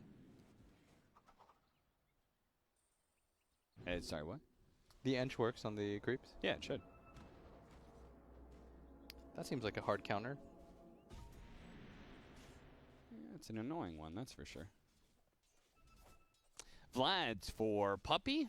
Well, he just kind of wants to be an Aura bot for the boys.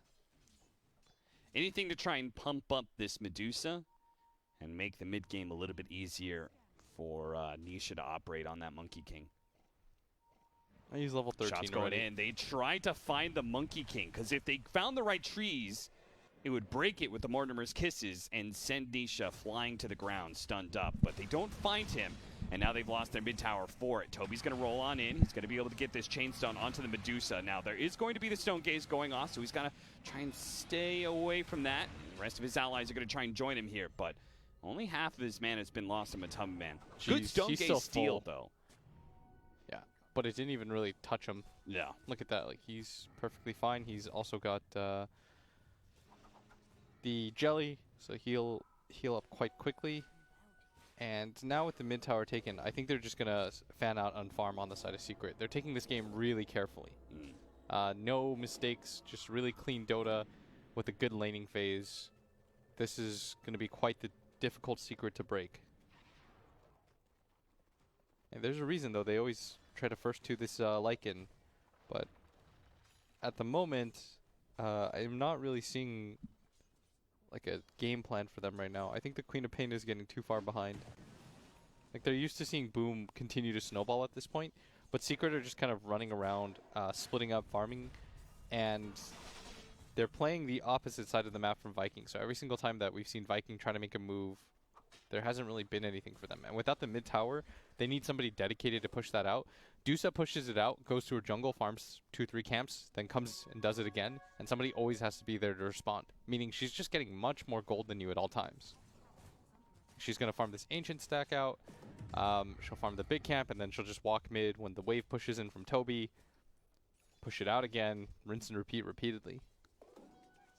So it feels like now it's very similar to that timing that we saw from Secret, where they kind of needed to make things happen because they were losing out simply just like static laning phase and such. So what is Viking GG? What do you think they should be doing right now? Well, like, what kind of moves can we make to try and get a fight going and offset this advantage that Secret is building up? I don't know. It's hard because any single move that you make at this point, if you mess up, I think you just straight up lose the game. Yeah. Because I think this DOTA is the best hero right now in this game. I think she's the strongest hero. And it's such a hard hero to gank, too. Like, if you commit to it, but you don't kill her, she gets off Stone Gaze. Yeah, you just lost the fight. You just lost that fight. And as you said, one lost fight could just lead into too much of an advantage for Secret that they eventually win the game. Yeah, it's difficult because you're playing against so many different AoEs. Like, you're going to... Okay. Nice try. Nice try. You're going to try to pop the Medusa, who is really difficult with their lineup to kill. You're going to run into like a Mars wall, into a fissure, into a Monkey King Boundless Strike. Like, there's just so much that you have to get through in the first place. Yeah. And they have so many heroes that have to get like up close and personal to deal with the Medusa. Maybe a better choice would be going and trying to gank the Monkey King himself, but most of the time he's been sitting in the trees. They've tried to gank him before. We saw it from the Mortimer's Kisses gank, but it didn't work. They didn't find him. And it was a pretty hefty cost that came with not getting that kill. Over the mid lane, they do manage to run into the Lycan here. Spear him to the wall. He's going to take a lot of damage here as Matuma Man looks to finish him off. Will manage to get that kill. Benish is going to be traded out. Zai already, he actually hit the Necronomicon and lost most of his health here. Boom, might be able to finish it off. He looks for it. The spear goes out just in time. Does Zai protect himself? No, the Shadow Strike plus the Wolves are managing to get the kill. Same time, Solari dies. The Rolling Thunder comes on through onto Yapzor. His Earthshaker does have a haste rune, but Boom is there to collect. Pretty decent fight for them. Looking for a little bit more. Matuma Man. I mean, you're going to have to get a lot more than that. You're going to have pretty to low. poke at him for so long, but they can no! If they could have speared him there, no, it's still unlikely. He's got 26 charges. Yeah, I don't think you could ever kill him in that position, but... No, not a bad fight at all for them. Yeah. It goes to show, like, we can trade things out a little bit as long as we get these important kills like Nisha's Monkey King. Still 5k gold lead. And you don't really touch the strongest hero on the map still. But maybe you don't need to. Maybe you can just kite him out. If they had a little bit more in the tank. They need like a defusal on Toby or something. I don't feel like that should be his damage item. This is the first reveal of the Orchid with the spear. That's probably enough damage here, but Toby's going to be in trouble. He gets chain stun off of the Fissure. Nice Centaur stun, though. That's going to slow down the damage from Matuma Man. Oh, he jumped away from the Echo Slam, and now he's going to be able to roll right through them. Now, they're all inside of the arena right now, and Aramis is going to die into the Boundless Strike. Now, here comes the Wukong's command. They've got to get out of that as quick as possible. Matuma Man's lost all his mana. He's dead. Boom. He looks for another kill. He thought about going for Puppy, but he sees a more important target. That's Nisha. Just run him down. Just focus him down, boys. We've got this kill. He's dead. Triple this kill. is unbelievable. Now let's turn on to Zai. A cookie to finish him. Solari helps get the final kill of the team fight. A big fight in the mid lane that can now turn into a mid tower. I have to see the replay of this. because it looks so bad for Viking. They were all under, and they might get a single kill more here. Toby, didn't I just saw this? Yeah, didn't I see this? This is the replay of it. Yeah, okay. yeah. It's confusing me because it keeps He taking jumps away away from the Echo Slam and gets off the Rolling Thunder, and that really helps them stall things out quite a bit. Yeah, and Matama Man's getting hit by all these Necronomicon units. I think he accidentally kills 1-2. All of his mana's gone. The Lucky Shot proc hits onto the side, and they all manage to get out of the Monkey King ult pretty cleanly, and Nisha's stuck there, and they just commit to killing him. This was so well done by them. I love the communication from Boom. You could see it. Chad was still going for Puppy. He's like, oh, that Enchantress is so low. Boom's like, focus on the real killers here. Focus on the cores. Yes. Let's get Nisha's Monkey King. Don't let him jump away into the trees. And it was that entire time where the Necronomicon units are just beating away at that mana. Really well done. Ooh, Toby. He found Nisha in the trees. And we complained about how, not complained, but we talked about how like Toby in a few games looks like he's been carried. Yes. A little bit, but this time he's definitely pulling his own weight. They managed to grab the Aegis at the same time. It still says moments of brilliance, and it didn't last time, which is what confused me. I was like, I just saw Puppy die like that. There's no way they made that exact same play. Nice. Using the Blink Dagger in order to get on top of Yapzor before he can get off the Fisher, immediately canceling the Rolling Thunder as soon as he gets 2 stuns in. Toby, he man. knows he's got him dead. He's got a second career. And that is potentially a tier 1 offlaner. Yeah. Tier 1 tower is going to die here. Team Secret. Oh, come on. Dude, they they were had up by such a 5K, big lead. but now that net worth is gone. They're straight up just getting, honestly, they're getting out-team secreted. These mid-game team fights at holding towers that they're so good at punishing teams with, they're sort of just getting worked, and they're going to run into Matama Man here. With an Arcane Rune, too. This would be a massive He had already kill. used It's his gonna take a mantle. little while. Zai tries to come in, but the telekinesis, it actually came down on the ground right after the arena. Now the And the counter stolen- arena. Oh, okay, Tubby. He might be dying here. No, he's still alive. He's going to be able to get out of that arena. Dude, the as it was counter his arena ally. saved him. And now Zai slowed down, diffuser bladed up. Here comes some Necronomicon minions. He's going to be slowed down even further. Purge after Purge keeps on coming in. Boom, he knows Nisha's around here. Spotted him with the Sonic, but doesn't actually get that And he kill. whiffs. Jumps in into the tier 3s. Wukong's command is going to go out. The spear does manage to finish off Zai, but they need to be Toby's able to got get his out ult of again. ultimate. Oh, they're knocking him back and forth. He's going to get knocked What out is of his this dive? ultimate. Triple kill. Viking GG. They squad up and they just man mode straight into Secret. The boys are here. 3K up. I mean, they're really doing it. They're just taking it to them. They're diving them in their base. They're committing for these kills. They waited for Toby's ult to be up. Aramis with that steal on the Mars arena. That keeps Matama Man in place. They catch him without his Manta style. The timing of this couldn't have been better. Telekinesis stunning Zai, allowing Aramis to steal the arena, which in turn gets up his own arena. And look at how low Toby protecting got. him from Zai. That sliver of HP. Yeah.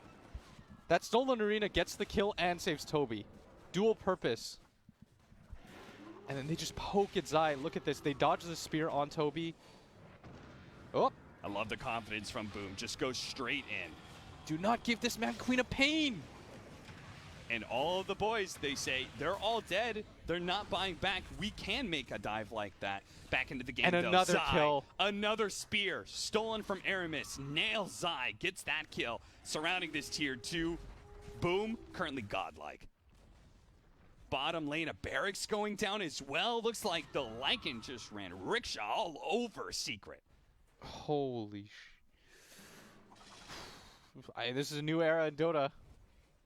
The rise of the tier 2 European teams, Viking GG and Chicken Fighters representing in these playoffs. This is so exciting to watch because it's not like Viking. It's not like they're cheesing them or anything. No, like they're just straight up beating them clean. They're out team fighting them, which is something I never thought I'd see. Oh, hits him. Telekinesis, fall back. Easy kill, Nisha. He gets caught in the top lane. A tier 2 sure to go down, and Secret are now stuck inside their base. Boom. With that Aegis and a BKB, he can go hunting wherever he wants at this point. And Toby, Look he's how smoked fast up. this move was. They see him. Smoke They is know gonna he's in break. there. They know Matama Man's around here. Can they get the stun in time? They don't have a stun. No, he's gone. I mean, about 5 minutes ago. Oh, they he got him with the spear. Matama Man. But he's a so little bit stuck dead. right now, but Aramis is in too deep. That was the most aggressive blink All right, that's a little bit. That's a little much. That's a little much. Head shake indeed for Aramis, but it doesn't matter. Just to support, they're still up 7K net worth. I copped to it, Cap. I said about 10 minutes ago, I was like, I just don't see it. I don't know how they're going to come back into this game. And then they just hit that mid game so hard. I mean, I totally understand that. I'm seeing a 5K gold lead for Secret. Like, they're just dumpstering their all mid their tower. lanes. Shad's farming jungle at level 3. Like, how is this game not going to be won by Secret? Yeah, and you have to beat Secret at their own game, which is team fighting. Look at that win probability, Yeah, man. just That was pure like 85%. Mechanical skill is what you have to challenge them in, and most of the time they can fall back on that. This is their patch. A lot of pros have said Secret is such a scary team because when it comes to team fight patches, like who better, right? Yeah. And that's why we heard in the interview from No Tail yesterday, he's like, we think Secret are the best in Europe. And Viking said, who? Excuse me? You mean the team that we're about to beat? We also beat you guys. Do you remember that, OG? This is so impressive. I'm having such a good time watching this game. Look at Aramis. He's baiting out. He's like, I bet Nisha's going to go for this creep wave. Finally, he does lose his Look patience. at this confidence. Like, it's in fact Nisha that's just like hidden. Yes. And Aramis, he's terrified. When he blinks into their base and throws out that spear on Matama Man, who even cares at this point? Heaven's Halberd for Toby. A nice utility item, and it'll tank him up even more with an Orb of Destruction. And Lucky Shot, they have a ton of minus armor coming from him, and that makes easy Roshan. And a lot better ways to take down these somewhat tanky heroes. I should calm down, though, because there are plenty of ways for Secret to get back into this game. They still have the better late game, right? Yes, I think so. And more importantly, they have the Divine Rapier option, which, as we've seen lately, is incredibly strong. Matama Man could go BKB Divine, and he would be just fine. Like, he could just stand there and tank up all this damage. And so it is on Viking GG to still try to win this game at a reasonable time. Yeah.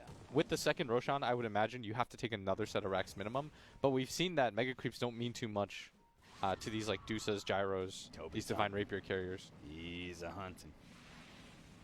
Nisha already moved way, way down. Now, what Nisha's trying to do right now, he's playing a little game of hide and seek, but he has been found. Quickly brought down by Boom. You say, you cheeky bugger. We knew you were going to go for it. We knew you were going to try and cut another creep wave. Maybe go for that tier 1 tower. They laid the trap and caught him perfectly. Now they're going to quickly smoke up. This is what I love about Viking GG. They get that momentum. They keep on moving with an Aramis. His smoke breaks. He reveals Zai. Zai, oh, they blink backwards, but Zai, he managed to get a little bit past them here. Slowed down just a tad by the Lucky Shot. Now the Orchid up. Can they save him? Puppy with the Force Staff. Now the heal's coming out. Looks like they might be able to do it with the Fisher block in as well. Yeah, and he steals the creep. Steals that Centaur. Turning the damage into the ranged barracks, but there is still backdoor protection up. So this will be a wasted transformation for the Lycan. And they managed to hold without their Monkey King. So far, so good. I would love to see a Game 3, personally. I'm having such a good time watching these teams just battle it out. Yeah. Like, the team fights are so hectic.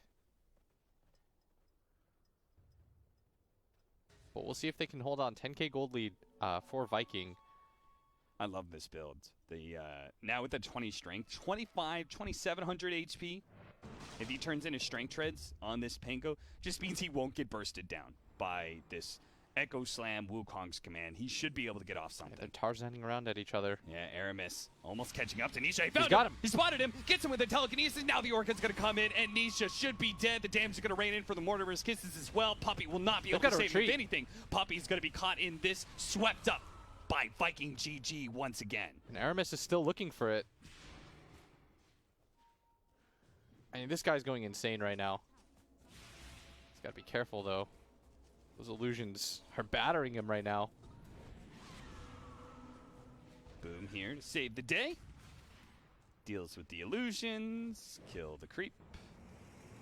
That's another 200 gold. Maybe if they get this kill, Matama Man, if they can get him in that... They might be able to chain stun him. There's a Fissure that is going to go out from Yapsor, but boom, Yapsor's going to die for this. That. He just blinks over. Immediately, the Earthshaker's dead, and the Stone Gate is going to have to be blown. Just go for the Rex. Man. At this point in time, they could just go for the buildings. There's too many people dead. Oh, but they're a little bit afraid. They're going to go back in. Nisha and Puppy are about to revive. Viking GG. They're pinging the Roshan instead. They're saying, guys, there's a bigger objective in mind here that we can eventually take. Boom's also out of mana. It's about to be up any second now.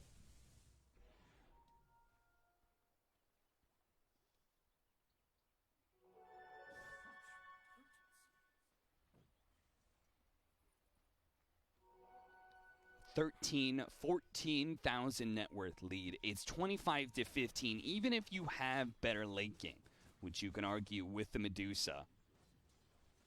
You still need the net worth exchange to be moderate. And this is getting a bit extreme, this lead. Even if they were to push it another 10, 15 minutes, this kind of lead would still allow Viking GG to win fights. Yeah, you saw that Toby almost had like the infinite too on the Medusa. Yeah. He's really close with the angle. And you saw that Yapsar, I mean, he's playing with some hesitation now. He was trying to line up that stun. Most of the time I just see Yapsar like throw it out. Yep, this is going to be perfect. I'll block him off, no problem. And instead, I mean, he was out of position because he waited so long that it allowed Boom to just see him the entire time through. Blink in, kill him, no problem. Secret, this is a Roshan. They're just going to have to give up. So much minus armor. Between Howl, Lucky Shot, Orb of Destruction, AC as well. It's like almost minus 30 armor. Yeah, Absor, he got caught, and he gave away Fisher, too. Oh, that's huge. That's a big steal. If they can pair it with the Pango Ball. Yeah. He can blink Fisher somebody. Could be a good way to trap somebody just on the outskirts of their base. Puppey got to be found by that very Fisher. His TP denied. Look at him. And they're just hunting on the map. Every single time they get a kill, they move to the other side of the map. Teleport in. Nisha. And Nisha's going deep right now. He is going to have to keep going deeper and deeper because every single time he thinks, oh, this is good enough, he gets caught. He's going to probably pop down and cut this creep wave. I mean, they've conditioned him this game. Yeah.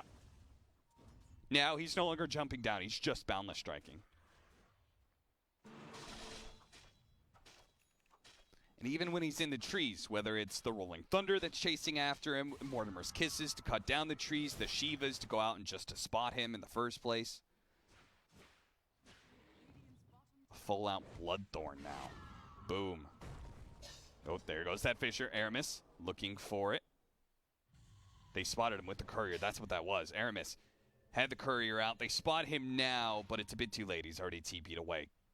Another smart play from Viking GG. Really impressed by that. The courier usage to find that ward earlier, and now to spot out the Monkey King.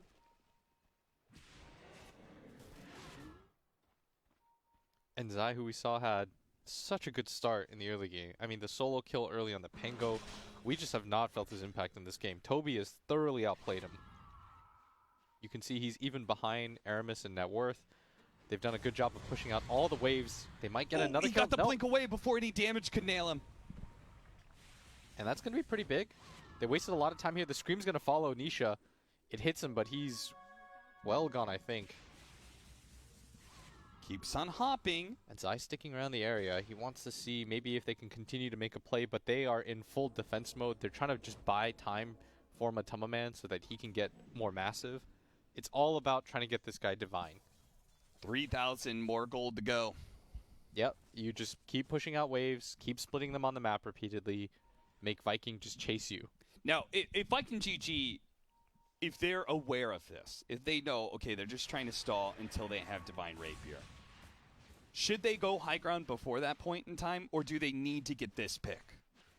I don't know. It's really difficult to say because if you try to go high ground and you fail, well, you've immediately just reset the entirety of the game. Yeah. And they have really good high ground. The blink back Mars Spear onto like a fissure is an instant kill on anyone. Doesn't matter. You probably don't even have time to Queen of Pain like BKB off or something like that. So that's something that they always have to deal with because you'll give up a lot of map control at once you allow that play to happen.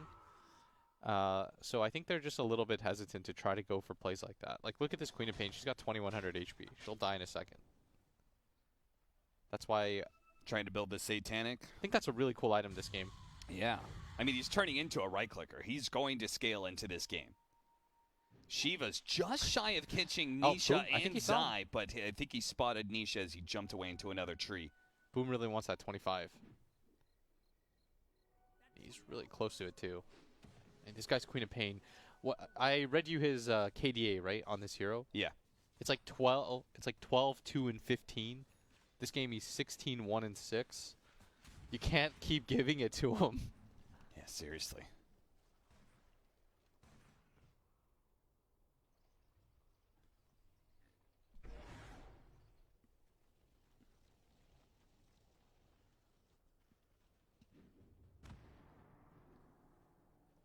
Hopping through the trees. This time they're going to play with Matumba Man a bit. Trying to open up and secure some of this jungle. As we said, this game is entirely about him building up that Divine Rapier. And even when they have that, Viking GG could still win fights. He's about 800 gold shy. And it's looking like at this point in time, Viking GG may just be waiting for the next Roshan before... I don't know. What are they going to wait for? Because they still have that Aegis. Yeah, I think you want to... at this point, you're just going to wait it out, right? If they haven't gone for move yet, it's because they're waiting for the third one. And the third one is the big one. It's either you get the refresher, which is amazing in this game for your team. Sometimes, like, you can't really utilize that well. But this game, they have a lot of different heroes. Like, you can give it to Toby. You can give it to Boom. You can give it to your Snapfire, even if you want it. Shad for the double Lycan form. And they are getting, like, really farmed on all of their cores. Level 25s are going to start raining in. You're going to have the Swashbuckle cooldown potentially for the Pango, so you could potentially constantly Lucky Shot with his Heaven's Halberd pickup as well. Yeah. You've got the Fear that's going to be coming out from the Queen of Pain, who's turning into just a regular right-clicking core at this point. Also, Satanic is really good against Earthshaker because you can't combo him that easily. Same with Mars Spear. But... yeah, they're farming out all of the jungle, all of the ancients. They're pretty much farming. Oh, that would have been massive. That would have been the Divine Rapier denied for 3 minutes. Yeah, he locks it instantly. Yeah. They know what kind of game they're in. Try and hold on to buyback or anything. Yeah, they know what kind of game they're in. It's one that you have to all in just to keep yourself in the game. I've seen a lot of Divine Rapier Dusa comebacks lately. Yeah. So that's why Viking, I think... I mean, they're on the precipice of something huge. They're about to 2-0 Secret if they play their cards right, and that would be massive. There's no excuses here anymore. You can't say, we didn't take him seriously in game number 1. Like, I think Secret of all teams, I'm not used to ever seeing lose to Tier 2 teams. Yes. They're so consistent normally. So this is just Viking. I mean, they're playing really well. They're trying to be as careful as possible. And Chicken Fighters. That would be the matchup for one of these two teams. Trying to go for the outpost instantly gets blown up. Just add it to the stat page. Now and they're really far outside their base. They still have the Divine Rapier. The Fisher's going to come out. Trying to block some of it in. Yapsor is going to have to give up his life for this one. And Boom, he's found him again. Boom, he just keeps on going for the next one. The Spear comes out, but it doesn't actually nail them. Toby, he's looking for it. The BKB plus the Stone Gaze is going to allow them to retreat. 2 buybacks used from Secret as well. They knew if the Dusa gets caught there, that's the worst possible place for her to go down. That would just be the game.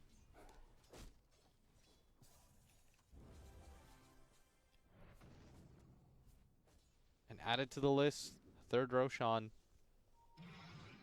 It's coming. Toby's got an Abyssal Blade. They have so many different ways now to deal with this Medusa. I don't know if she can hold completely by herself. Nisha is so far behind at this point.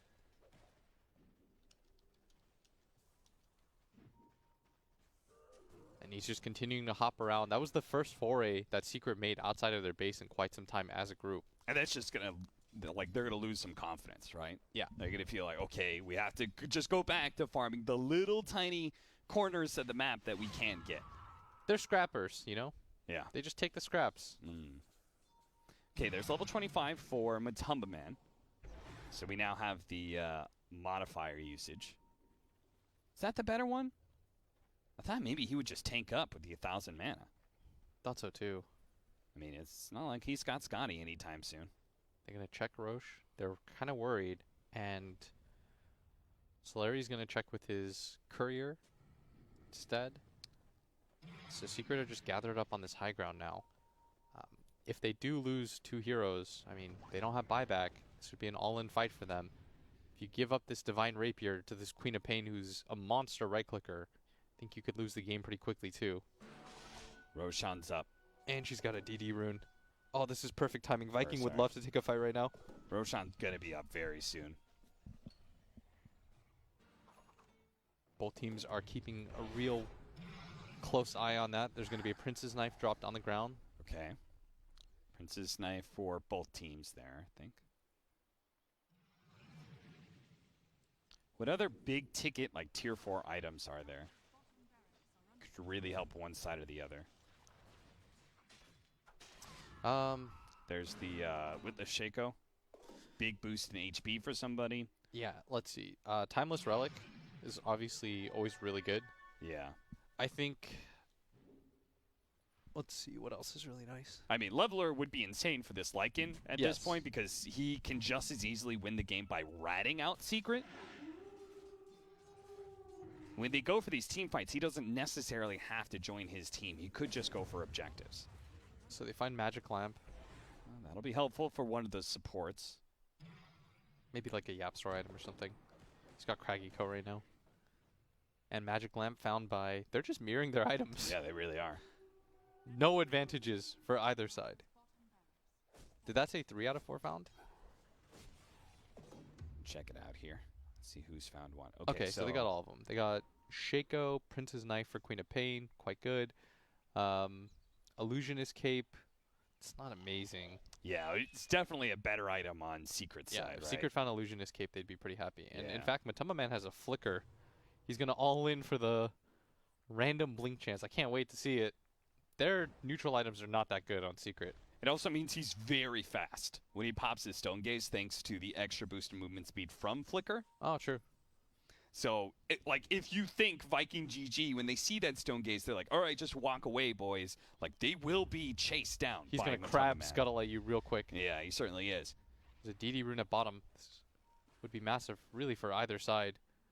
Yeah, Psor. And he's holding the area. Is he just looking to see if they pick it up? Yeah. Like, are they going to try and get there in time? Well, he walks away just as they pick it up. Now the Shivas goes in right in the middle of them. Sonic Wave These goes are the two on heroes out, without and he's buyback. going to take out the 2 supports. No buyback there. A Rolling Thunder immediately onto the Medusa. Losing She's out of mana. She's dead. She's dead. She's dead. Triple kill for Solari. The Divine on the ground. Somebody picked that up. They're trying to get to it. The arena blocks him out. But here comes the Wolf. Oh, He this has takes gotta him be down. game. That's just They're it. done.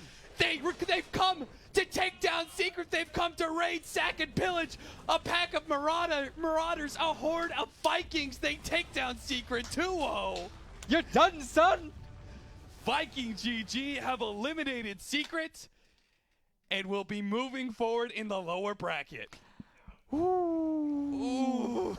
That happened so fast. The Kings are dead. They were just Long out. live the Vikings. Long live the Vikings. The kings of Europe are dead. Well done. There's honestly so much I could go over in that game. It was so impressive. A lot of people will flame Secret. I don't think their draft in game number 1 was necessarily the best. But in game number 2, they straight up just got outplayed. They certainly did. We have a lot to talk about, and that's what we're going to leave to our panel. But I just want to have a quick note. Tier 2 matchup, Chicken Fighters versus Viking For GG. top 3. That's the next lower bracket matchup for top 3. Incredible. Let's go to our panel. Grant, BSJ, and Gods. Holy smokes, you give Boom Quap again. You see why other teams have been banning it. This Medusa did get farmed, did get Rapier, but it almost felt like it was, it was the first 15, 20 minutes. That was all Secret. And then that one team fight middle, and then that other team fight up top, and all of a sudden, the Lycan's just running you over. Oh, man. One of our most accurate predictions of all time was coming into this series. We said we felt like it was going to be a nice, quick 2-0. Yeah, we did. And we got proven right. We were not specific, so that's the crucial part about this. Yep. This was the big fight, by the way. Wow. Viking GG, they've looked convincing. They convinced Gods and I before this game, and you already ruined my meme a bit here. But you play against Viking GG, you don't ban Quap. They pick Quap, you lose. Yeah. Run it back. You lose again. It's like, he had that one blink in where he overextended himself a bit on Queen of Pain on Boom there, but 18-1 and 11. You're okay with that, I guess. My only thing moving forward for Viking GG is can they win without him on co-op? That is my only question. And I also want to say, BSJ, you were actually gonna bring up the tri-lane and bottom lane, and it owned a lot. Like Secret, it felt like they shut down that Lycan completely. And then, was it just really one team fight that changes it? Or Lycan does not need very much space. It's just usually when he falls behind, it's hard for him to get it back because of his inability to fight. But if you can manage to take, they had the tools to fight. They had Pangolier, they had Snapfire, and once they get back onto the map, Lycan, they really, like, other than Echo Slam, how do they really kill him? Yeah. Right? So he's going to be able to recover. Enchantress, way back in the day, back when Lycan was super broken, like 2 years ago, was a hard counter to Lycan in the early game. Like, every team was picking Enchantress against Lycan, so I thought that's why they picked it. And I wasn't sure what Secret was going to do to...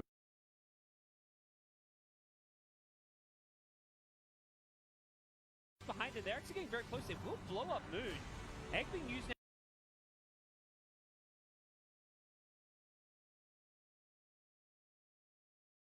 Into the grand finals. Before we get there, that's going to be the last match of the day.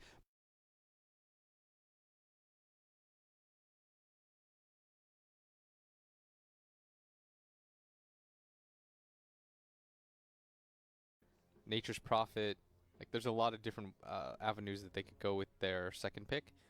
For Virtus Pro, there's quite a few too. You have the Coddle, which Secret tried obviously to disastrous effect. Yep. There's the Pengo. I don't know if that's a first overall pick, but you're looking at Rezo's hero pool, Mars Centaur ban. Pengo's his most played, and Pengo's gone now. So there's still Death Prophet, which I know is still pretty favored in this tournament. Like there's so many first picks with the way that both of these teams just sort of like target banned, that it's just you have a gluttony of options. Like you have Death Prophet, like we said, I'd be okay with Coddle, which I didn't think they would pick because they saw how badly it went for Secret, but there's a difference with this Keeper of the Light now because Ember's still in the pool. Yeah, and that's something that that feels like maybe you can play around Coddle Bristleback. Coddle Ember seems a little bit like another beast almost. Yeah. I think Ember is really nice because it goes multiple lanes, so even if you first two pick these, they don't have to lane together. You still get the combo later on in the game with either a 2-position, 4-position, 3-position Ember. Well, they drafted the Pugna last time against the Keeper of the Light, right? Mm-hmm. And they just pick it all the time. Last time, like when they did Pugna Beastmaster as their opener, they snap picked it. And then Secret opened with Earth Spirit, Keeper of the Light, then they had Bristleback after that. I definitely want to see VP picking up a Spirit Vessel this game. Something Secret lacked in that game too. That went kind of crazy. You're playing against this Pugna Life Drain. He's going to be looking to heal up his teammates. It's a key item to think about for one of your cores. There's Earthshaker that they could take still. Nyx Assassin. There's a lot of different heroes that OG can take here that would open up the rest of their pool too. They can take the Gyro for themselves if they anticipate.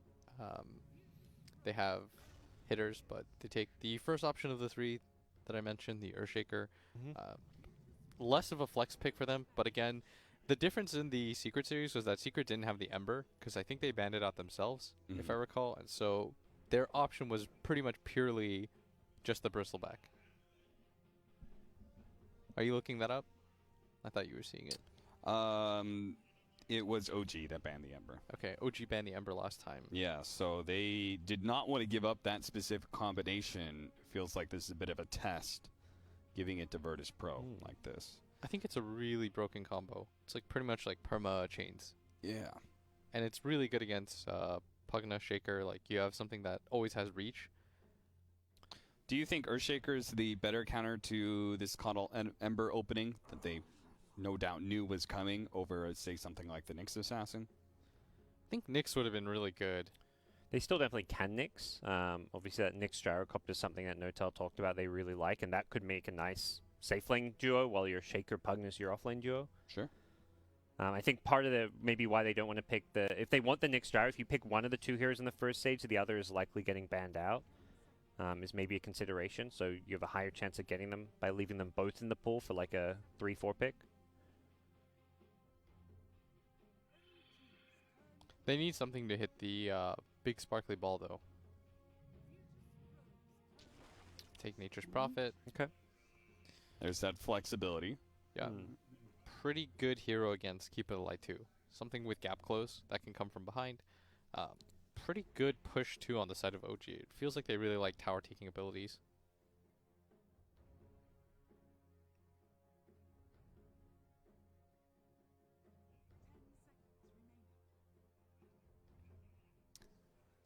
Now, we talked about the fact we know the Coddle's going to be a 5 position. The Ember Spirit can move to 1 and 2. So how do you keep your lineup flexible with this next pick? Are you looking at 4 or 3? Presuming those are your 2 options here. I think either or is okay. Curious to see what Rezo's going to play this game, and they'll go for the 4 position. The Earth Spirit gives them another way to get in the back lines. Like, this is just a hero to back up his Ember Bro, and this Pugna Shaker could have a rough time if they're just getting jumped constantly. I like getting some additional catch when you're playing against a hero like Nature's Prophet, who's, if you're playing as a core, is going to be annoyingly split pushing the map and just moving all over. You need mobility to catch up with this hero. This was also Secret's answer yesterday to the Pugna when they first tuned it. Yep. I think it's really nice against Pugna just because you have both a stun and a silence and a way to gap close on this hero too. And you have some additional sources of damage too to keep on top of the Earthshaker. And Nature's Prophet doesn't love playing against Earth Spirit because you don't have the best way to cancel him out. Sure. Plus, I think it works okay against Earthshaker because if you think about what Earthshaker wants to do, he wants to kind of constantly harass and just be really annoying. Oh, and a Bat Rider. Wow. This is a really good Bat Rider game. Yeah, they instantly picked that one up, but it almost seemed like it didn't matter what OG was going to grab. OG picked Lycan or Bounty Hunter earlier in this tournament. I think one of their first games. Yes, they did. Very early on. The support bounty that game, right? We've almost only seen almost support? all the bounties that we saw initially were support. Yep. And then I think Nigma lost with a core bounty hunter, if I'm not mistaken. Okay. Yeah, Bounty's not been, I think, the most successful hero this tournament. Like, hasn't been picked a lot when it's been tried, mostly as a support. It's just felt a little underwhelming in that support role. It's very much like this Vision hero, running around, being annoying, taking some people's gold. We'll have to see how they look to utilize that Vision Bounty gives them. Well, think about this, though, Gods. Because there's so much less gold nowadays, like everything is less gold, this hero is broken because he's the one mechanic that can bring you back to normal. Is that, do you think that applies, like, seriously, though, does that apply to all of the heroes that do that, such as Alchemist? Yeah. They all got a bit of a buff, right, with just generally less gold across the I know I was smiling, but I was not trying to be, like, jokey in any way. It was banned, first stage banned against Secret in the last series in one of the games. I think genuinely this is a really good hero right now because it creates gold out of, right now, like, there's so much less. You could see that last game everybody had so much less farm overall. Yeah. This hero just creates gold out of nothing. And the Vision game, and you have suddenly a way to, like, scout out to keep it light and keep up with the Earth Spirit. It's good. So what do we think this is, though? Is it a 3? Is it a 4? Is this a mid-Nature's Prophet? Oh, God, that's a good question. There are probably so many options. I feel like Bounty needs to be a support. I think this hero just doesn't do enough out of the core position role. Unless you have an amazing laning stage where you're just constantly getting Janata hits off, and to do so, you need a lane against the melee core. And if Ember's going just mid here, it's like, well, I mean, Bounty, you don't even know what Bounty does not want to play against the Bat Rider. Them's fighting words right there, God. It's BSJ right over there on the casting desk. I mean, I'll tell him to his face. Every game in my pubs where I have a core bounty on my team does not go well. So Mind Control did go like 6 and 17 with his core bounty. So did he? Yeah. Oh man. Yeah, that's been my experience. That was also support sniper. So who the hell knows what was going on there? The Vision game, though, Cap. The single target Vision game. True. Yep. It's single target until you get the Ags, though. Oh, no. VP, we already know almost everything, right? It's a 3 Bat Rider, 4 Earth Spirits, and then Ember is either 1 or 2 position. Yep.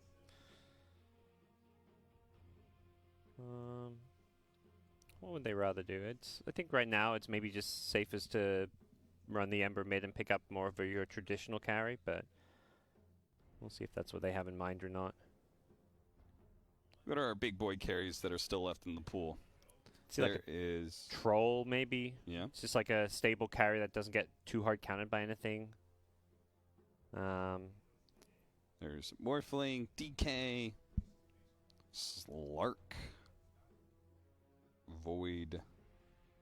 It's a decent Slark game. There's the Illusion Heroes, Alchemist, Naga Siren, and is even Phantom Lancer available? Yeah, all the big boy carries are available if they want to go that route. But we've been saying pace of the game is all important, right? So you can't slow down too much against OG. Yeah, PL's pretty good this game. Yeah. So is like Wraith King. I think OG's lineup actually lacks for damage pretty hard right now. I think you could take this like Wraith with PL and feel pretty comfortable. And that's because you see Nature's Prophet bounty. Yeah, I feel like you have ways to dispel. You have ways to get on top. I think the Earthshaker, of course, is like a little bit annoying, but we forgot about this hero. It's so late. Casual last pick, yeah. The most picked hero in the tournament, or at least one of them. Yeah. The thing I was curious about is if VP picked like one of the greedy carries like PL is like, OG would likely just Alchemist. I think Alch would make their draft look really good if you pick a slow hero. And that's where this Death Prophet is a hero that will deter the Alchemist pick. And give VP a very fast-paced draft. I think this is where VP really excelled in that 2-0 stomp earlier in the group stage against OG, was they just ran over them, played super fast-paced Dota. So is OG going to take that challenge? Are they going to pick up a really fast hero to try and match them? Yes, they are. Invoker, that is going to be a pretty fast hero. Who's playing Invoker? It's Sumail. Sumail Invoker. Invoker on 120 ping. I can't wait. I'm just excited to see Sumail saying, look, I'm on high ping, but I'm a mid laner again. He's gone back to his roots. It was, I think, partly why OG didn't look amazingly hot in the group stage was because they couldn't figure out like how to do their lanes. If Sumail's playing mid, this is, I think, the best shot OG have at beating VP. And Blitz, this is a great Quaswex Invoker game, right? You've got Spirit Vessel against Death Prophet. You've got the Dispel against Ember. Yes, it's very good. But I would be surprised if I would be really impressed if OG won this game, because I think when it comes to the straight up 5v5, I would favor Virtus Pro's lineup, similar to how I favored Secrets yesterday. I think OG has to pull out some OG magic and just straight up beat them in team fights somehow. All right, well, they've done it before. They managed to take down Secret. They made it this far into the upper bracket finals. We said Virtus Pro is favored, but all bets are off when OG comes to the table, man. Can they work their OG magic once again? This best-of-3 series starts now with Grant and BSJ.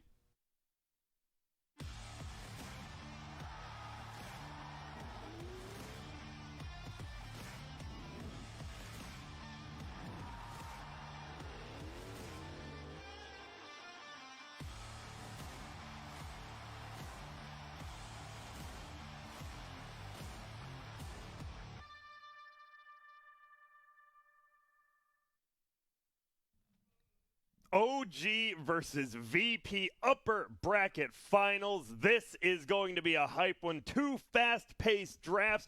But what do you guys think? What do the odds say? It is very even. And, you know, I'm pretty okay with that because I think VP should probably be favored. They did have a better group stage. They look dominant in their one upper bracket.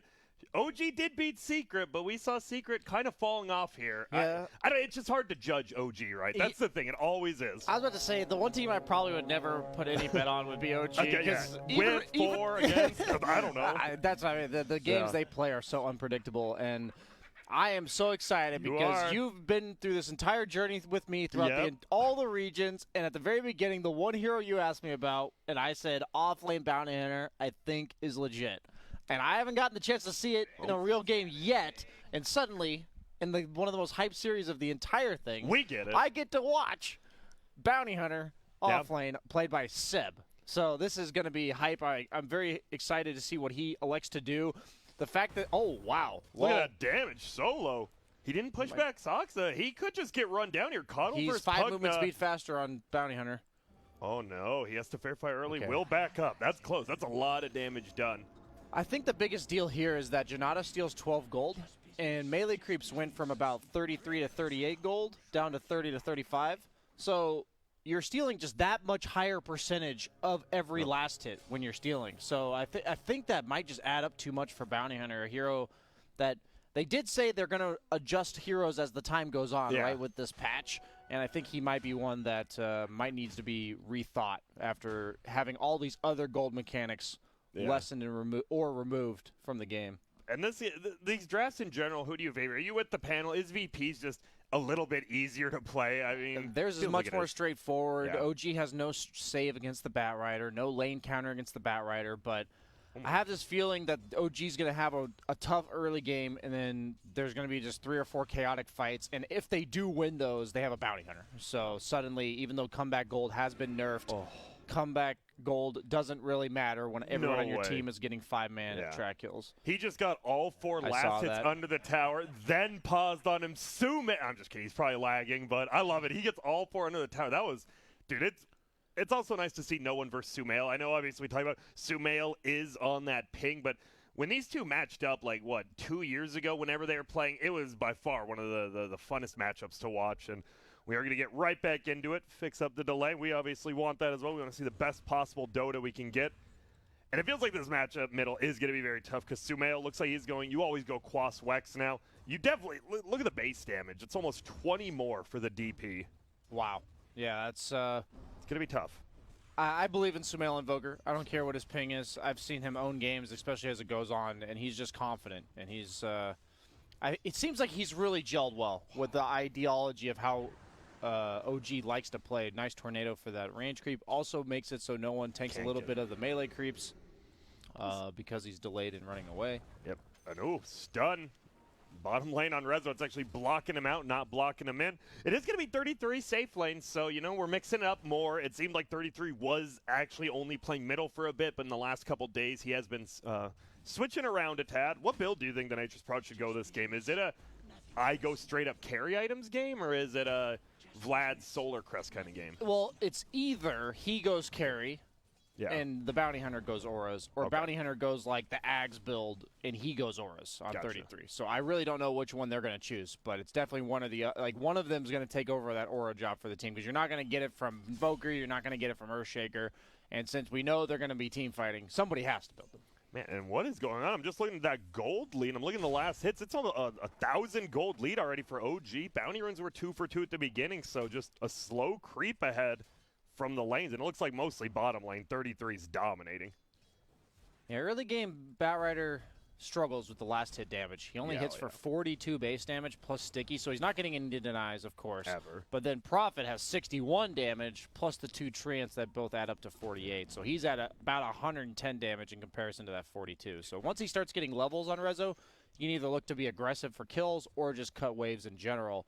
But early game, Batrider certainly does struggle like this, even in a good Batrider game. So the fact that he's struggling this heavily, though, might be a problem. Yeah, and then top lane, it is Ember Spirit, Keeper of the Light, a duo we almost kind of forgot about because one or the other was getting banned every single game. And this was I want to say, the most broken combo in the first week of Europe, and that's why it got banned. I'm a little surprised they left it through, but maybe this Bounty Hunter part of the reason. We see Rezo already just ditching the bottom lane. Slap. This is the most efficient thing Batriders can do. You start getting every single CS. Batrider and Bristle, 2 of the best lane cutters, most notably because unlike the Axes and Centaurs of the world, they're not actually tanking the creeps when they're farming them. So as you see, you just run away, you sticky them, and even though No-Tail may be able to get a deny or 2 if he catches up with them, there's really nothing you can do about it as most supports. And he's going to take a little bit of the XP on Zayak just to, I guess, secure to make sure No-Tail doesn't mess with him too much. And Earth Spirit does like his level 3, which he is, 1 XP off? 5. Yeah, he's almost there. He's just going to rinse and repeat on the side of Rezo. I don't think you really mind giving a Prophet out of all heroes in the safe lane free farm as opposed to some harder carry. But blocking by No-Tail, but not, not doing too much here. He's like, gotcha. Oh, wait, no, I don't. Takes a lot of damage. And now I'm looking at the last hits tonight. This is Bounty Hunter, 19 and 14. And it's not only just the last hits, right? Because he is stealing their gold. And now it makes sense why they're up by a full 1,000 gold. Yeah, he's even gone for the 2-point shuriken as opposed to the Janata.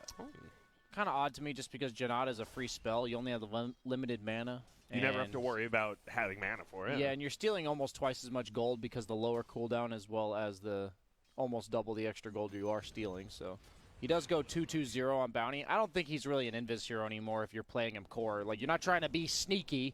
You're just trying to lane normally and hit them whenever you can. So he's watched No-Tail get low, but, leeching some of that experience from the neutral creeps. Resolution has caught up a tad bit. The only problem is you kind of talked about, oh, a TP over possibly. 33, he's here. And that's a block. He has no Firefly. He's going to have to TP away. Good call by Rezo, just immediately he TP'd doing to the it. It's long. outpost. That very well could have been a kill if they knew that. Instead, they're looking for the courier. They want this courier. I don't think he meant to do that. I think he meant to TP tier 1, and you've been playing Dota for a long time. Those outposts haven't always been there. Oh, he tried to trap the courier in. Now he's just body blocking. Dude, 33 is owning right now. I guess not. We back up. Still no first blood in this game. It feels like Solo very well could get run down as well as anyone in that bottom lane if Firefly's off cooldown. I think what makes Bounty Hunter such a strong core as opposed to support is his base stats are really good. He got like 315 base movement speed. He's got 7 base armor.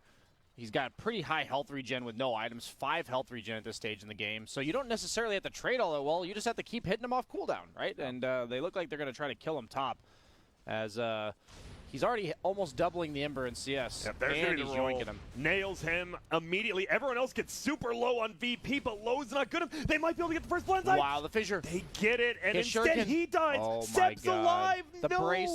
bracer wand Oh build. my God, he just got a Disaster. triple. That was a 3 against 2 engagement until we got a TP in from No Tail, but I don't know. The Pugna level 2 blast hit on all 3 of them. The level 3 Shuriken hit on 1, just instantly killed him, and then they just right-clicked him.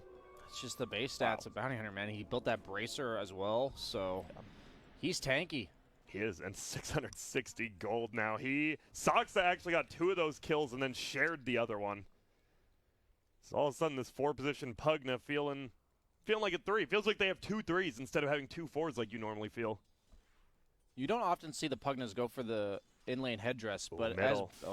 They're going for it. There's going to be the cooldown. He can't even get Spirit Sight. He does. He gets double up, but I'm not sure it's going to be enough. No Tail here as well. Will the Tornado finish him? No, it actually helps him heal a little bit more. I don't think Seb will go down. He sticks up to eat that last auto tag. No one. Good play. Meanwhile, Maybe a mistake by down Sumail. bottom. He did. The rotation from Zayak, but he does take the tower with the catapult, so they didn't get the deny in the meantime, and somebody's going to be able to get this double wave.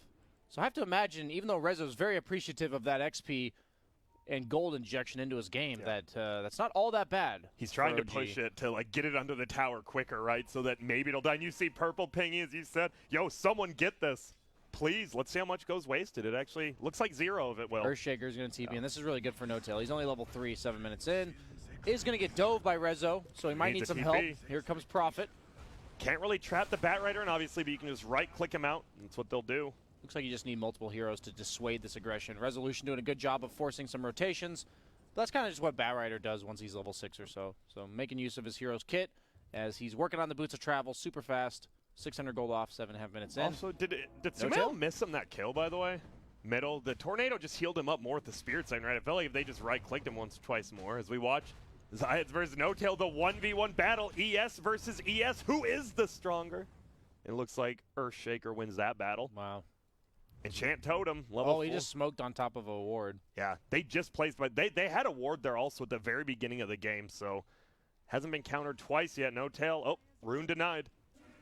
Neither one has a bottle. He was mainly smoking for a ward, so because he smoked, he may have even gotten that ward off without them being aware. Still knowing it's there, yeah.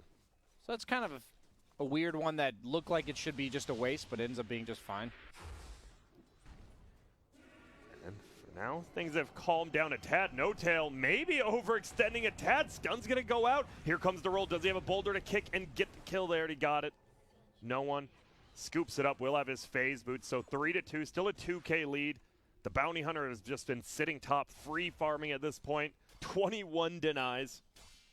You just don't want to walk up. It's like, God, is it really worth taking that extra 100 bonus damage and losing gold just to get that CS? I'm losing 20 gold to get like 30 grand. That doesn't sound very good. Sumail, scared. Scaring off ILTW. Do you believe the track did get buffed, right? That's also another thing. Bounty Hunter indirectly buffed because of the gold changes. Yes. Track stayed the same. They're trying to do a stack while ILTW's tracked. Oh, that's going to be the purge of the Flame Guard. Won't lose his man as he jumps away. 33's in here as well. And they're going to just try to take all of these creeps middle. That'll be a kill. So what do we got? We got 9 heroes middle at 9 minutes in. Oh, Seb goes that's a down. huge feed. That's That's painful. And that's only 187 gold. It is. Oh, no one. He is not done, though. He's running forward. No-Tail gets a nice level 2 Aftershock stud on him, but he's going to be found. Spirit Siphon, he has one more. There's going to be the Silence. The Ghost flying in will be enough to eat him up. Triple kill for no one, and just like that, they string out 5 kills in a row. And they're going to possibly get this middle tower. Ghosts are going away in about 1 second here, so I don't believe they'll be able to pick it up. But it is going to be double outpost for the Dire. And we'll check the bounty rune. Seems to be almost all Dire except one as well. This is one of the first games I've seen VP where they didn't have an advantage coming out of the laning stage, but suddenly that 2K turned into 1K like, oh yeah, barely 1K, and it just ticked back up. Yep. And they're up 1,000 up in experience now because of the outposts. And there's a big rotation. OG, the classic, rotate to that safe lane. Solo, he's tracked up. He's like, oh my goodness, run. Has the windlace. 350 move speed on that hero without boots. Yeah, the question now is whether or not, what's Seb going to do with this game? Is he basically a support now? As we see no one getting gone on in the mid lane. No Echo Slam to follow up. So hard takedown, yeah. And Rezo's here. You got to be a little bit scared. They're bringing a lot of people. Look at that No-Tail. He's like, oh my goodness. These guys might be just as crazy as us. As multiple spells fly from everywhere. I don't know how they ever killed this DP. Seb's in trouble. There's another Spirit Siphon. He's getting healed by Sox. A nice stun. It blocks them all out as well. No one and Zayats are kind of stuck here. We're going to see the Pugna pulled over the hill. Earth Spirit could be the next one to die, but a perfect ultimate from him. Hits onto 3. Will they kill Sumail? The Spirit Siphon. The boulder kick gets it. And yes, VP is just as crazy as UOG as a 5v5 fight happens middle. At the 11-minute mark with VP coming out very much ahead. Yeah, the panel highlighted this. They don't have any team fight other than the Shaker. So until Blink, which is what, coming maybe 20 minutes into the game, unless they get some track kills, you don't have team fight. As opposed to Coddle, Batrider, Earth Spirit, Ember, like all these heroes are very ready to fight at this stage in the game. So VP, very happy to group up against Bounty Hunter. I don't think they've forgotten how to play against a hero like this. You just can't feed pickoffs, and as long as you have the superior team fight, that seems like a pretty easy, straightforward task for VP going through the mid game. Yeah, you have to be scared because all of a sudden no one. He is the top net worth by almost 1,000, doing some stacks of his own, getting close to that Ewel's, and they do not have a Ewel's counter this game, so he's already began off 3-4 Spirit Siphons a fight. Now it's even more guaranteed. Zayak's going for Necrobook first on Earth Spirit. Whoa. Curious any reasoning? It'll help him farm. Yeah. I can't really think about why else. Oh, 33. He was about to get dove by Rezo, and then the Pugna Ward blasted him. He's just going to clear out all these creeps, defend the tower. Once again, 4 heroes top from OG now. Only Seb not there, farming up bottom.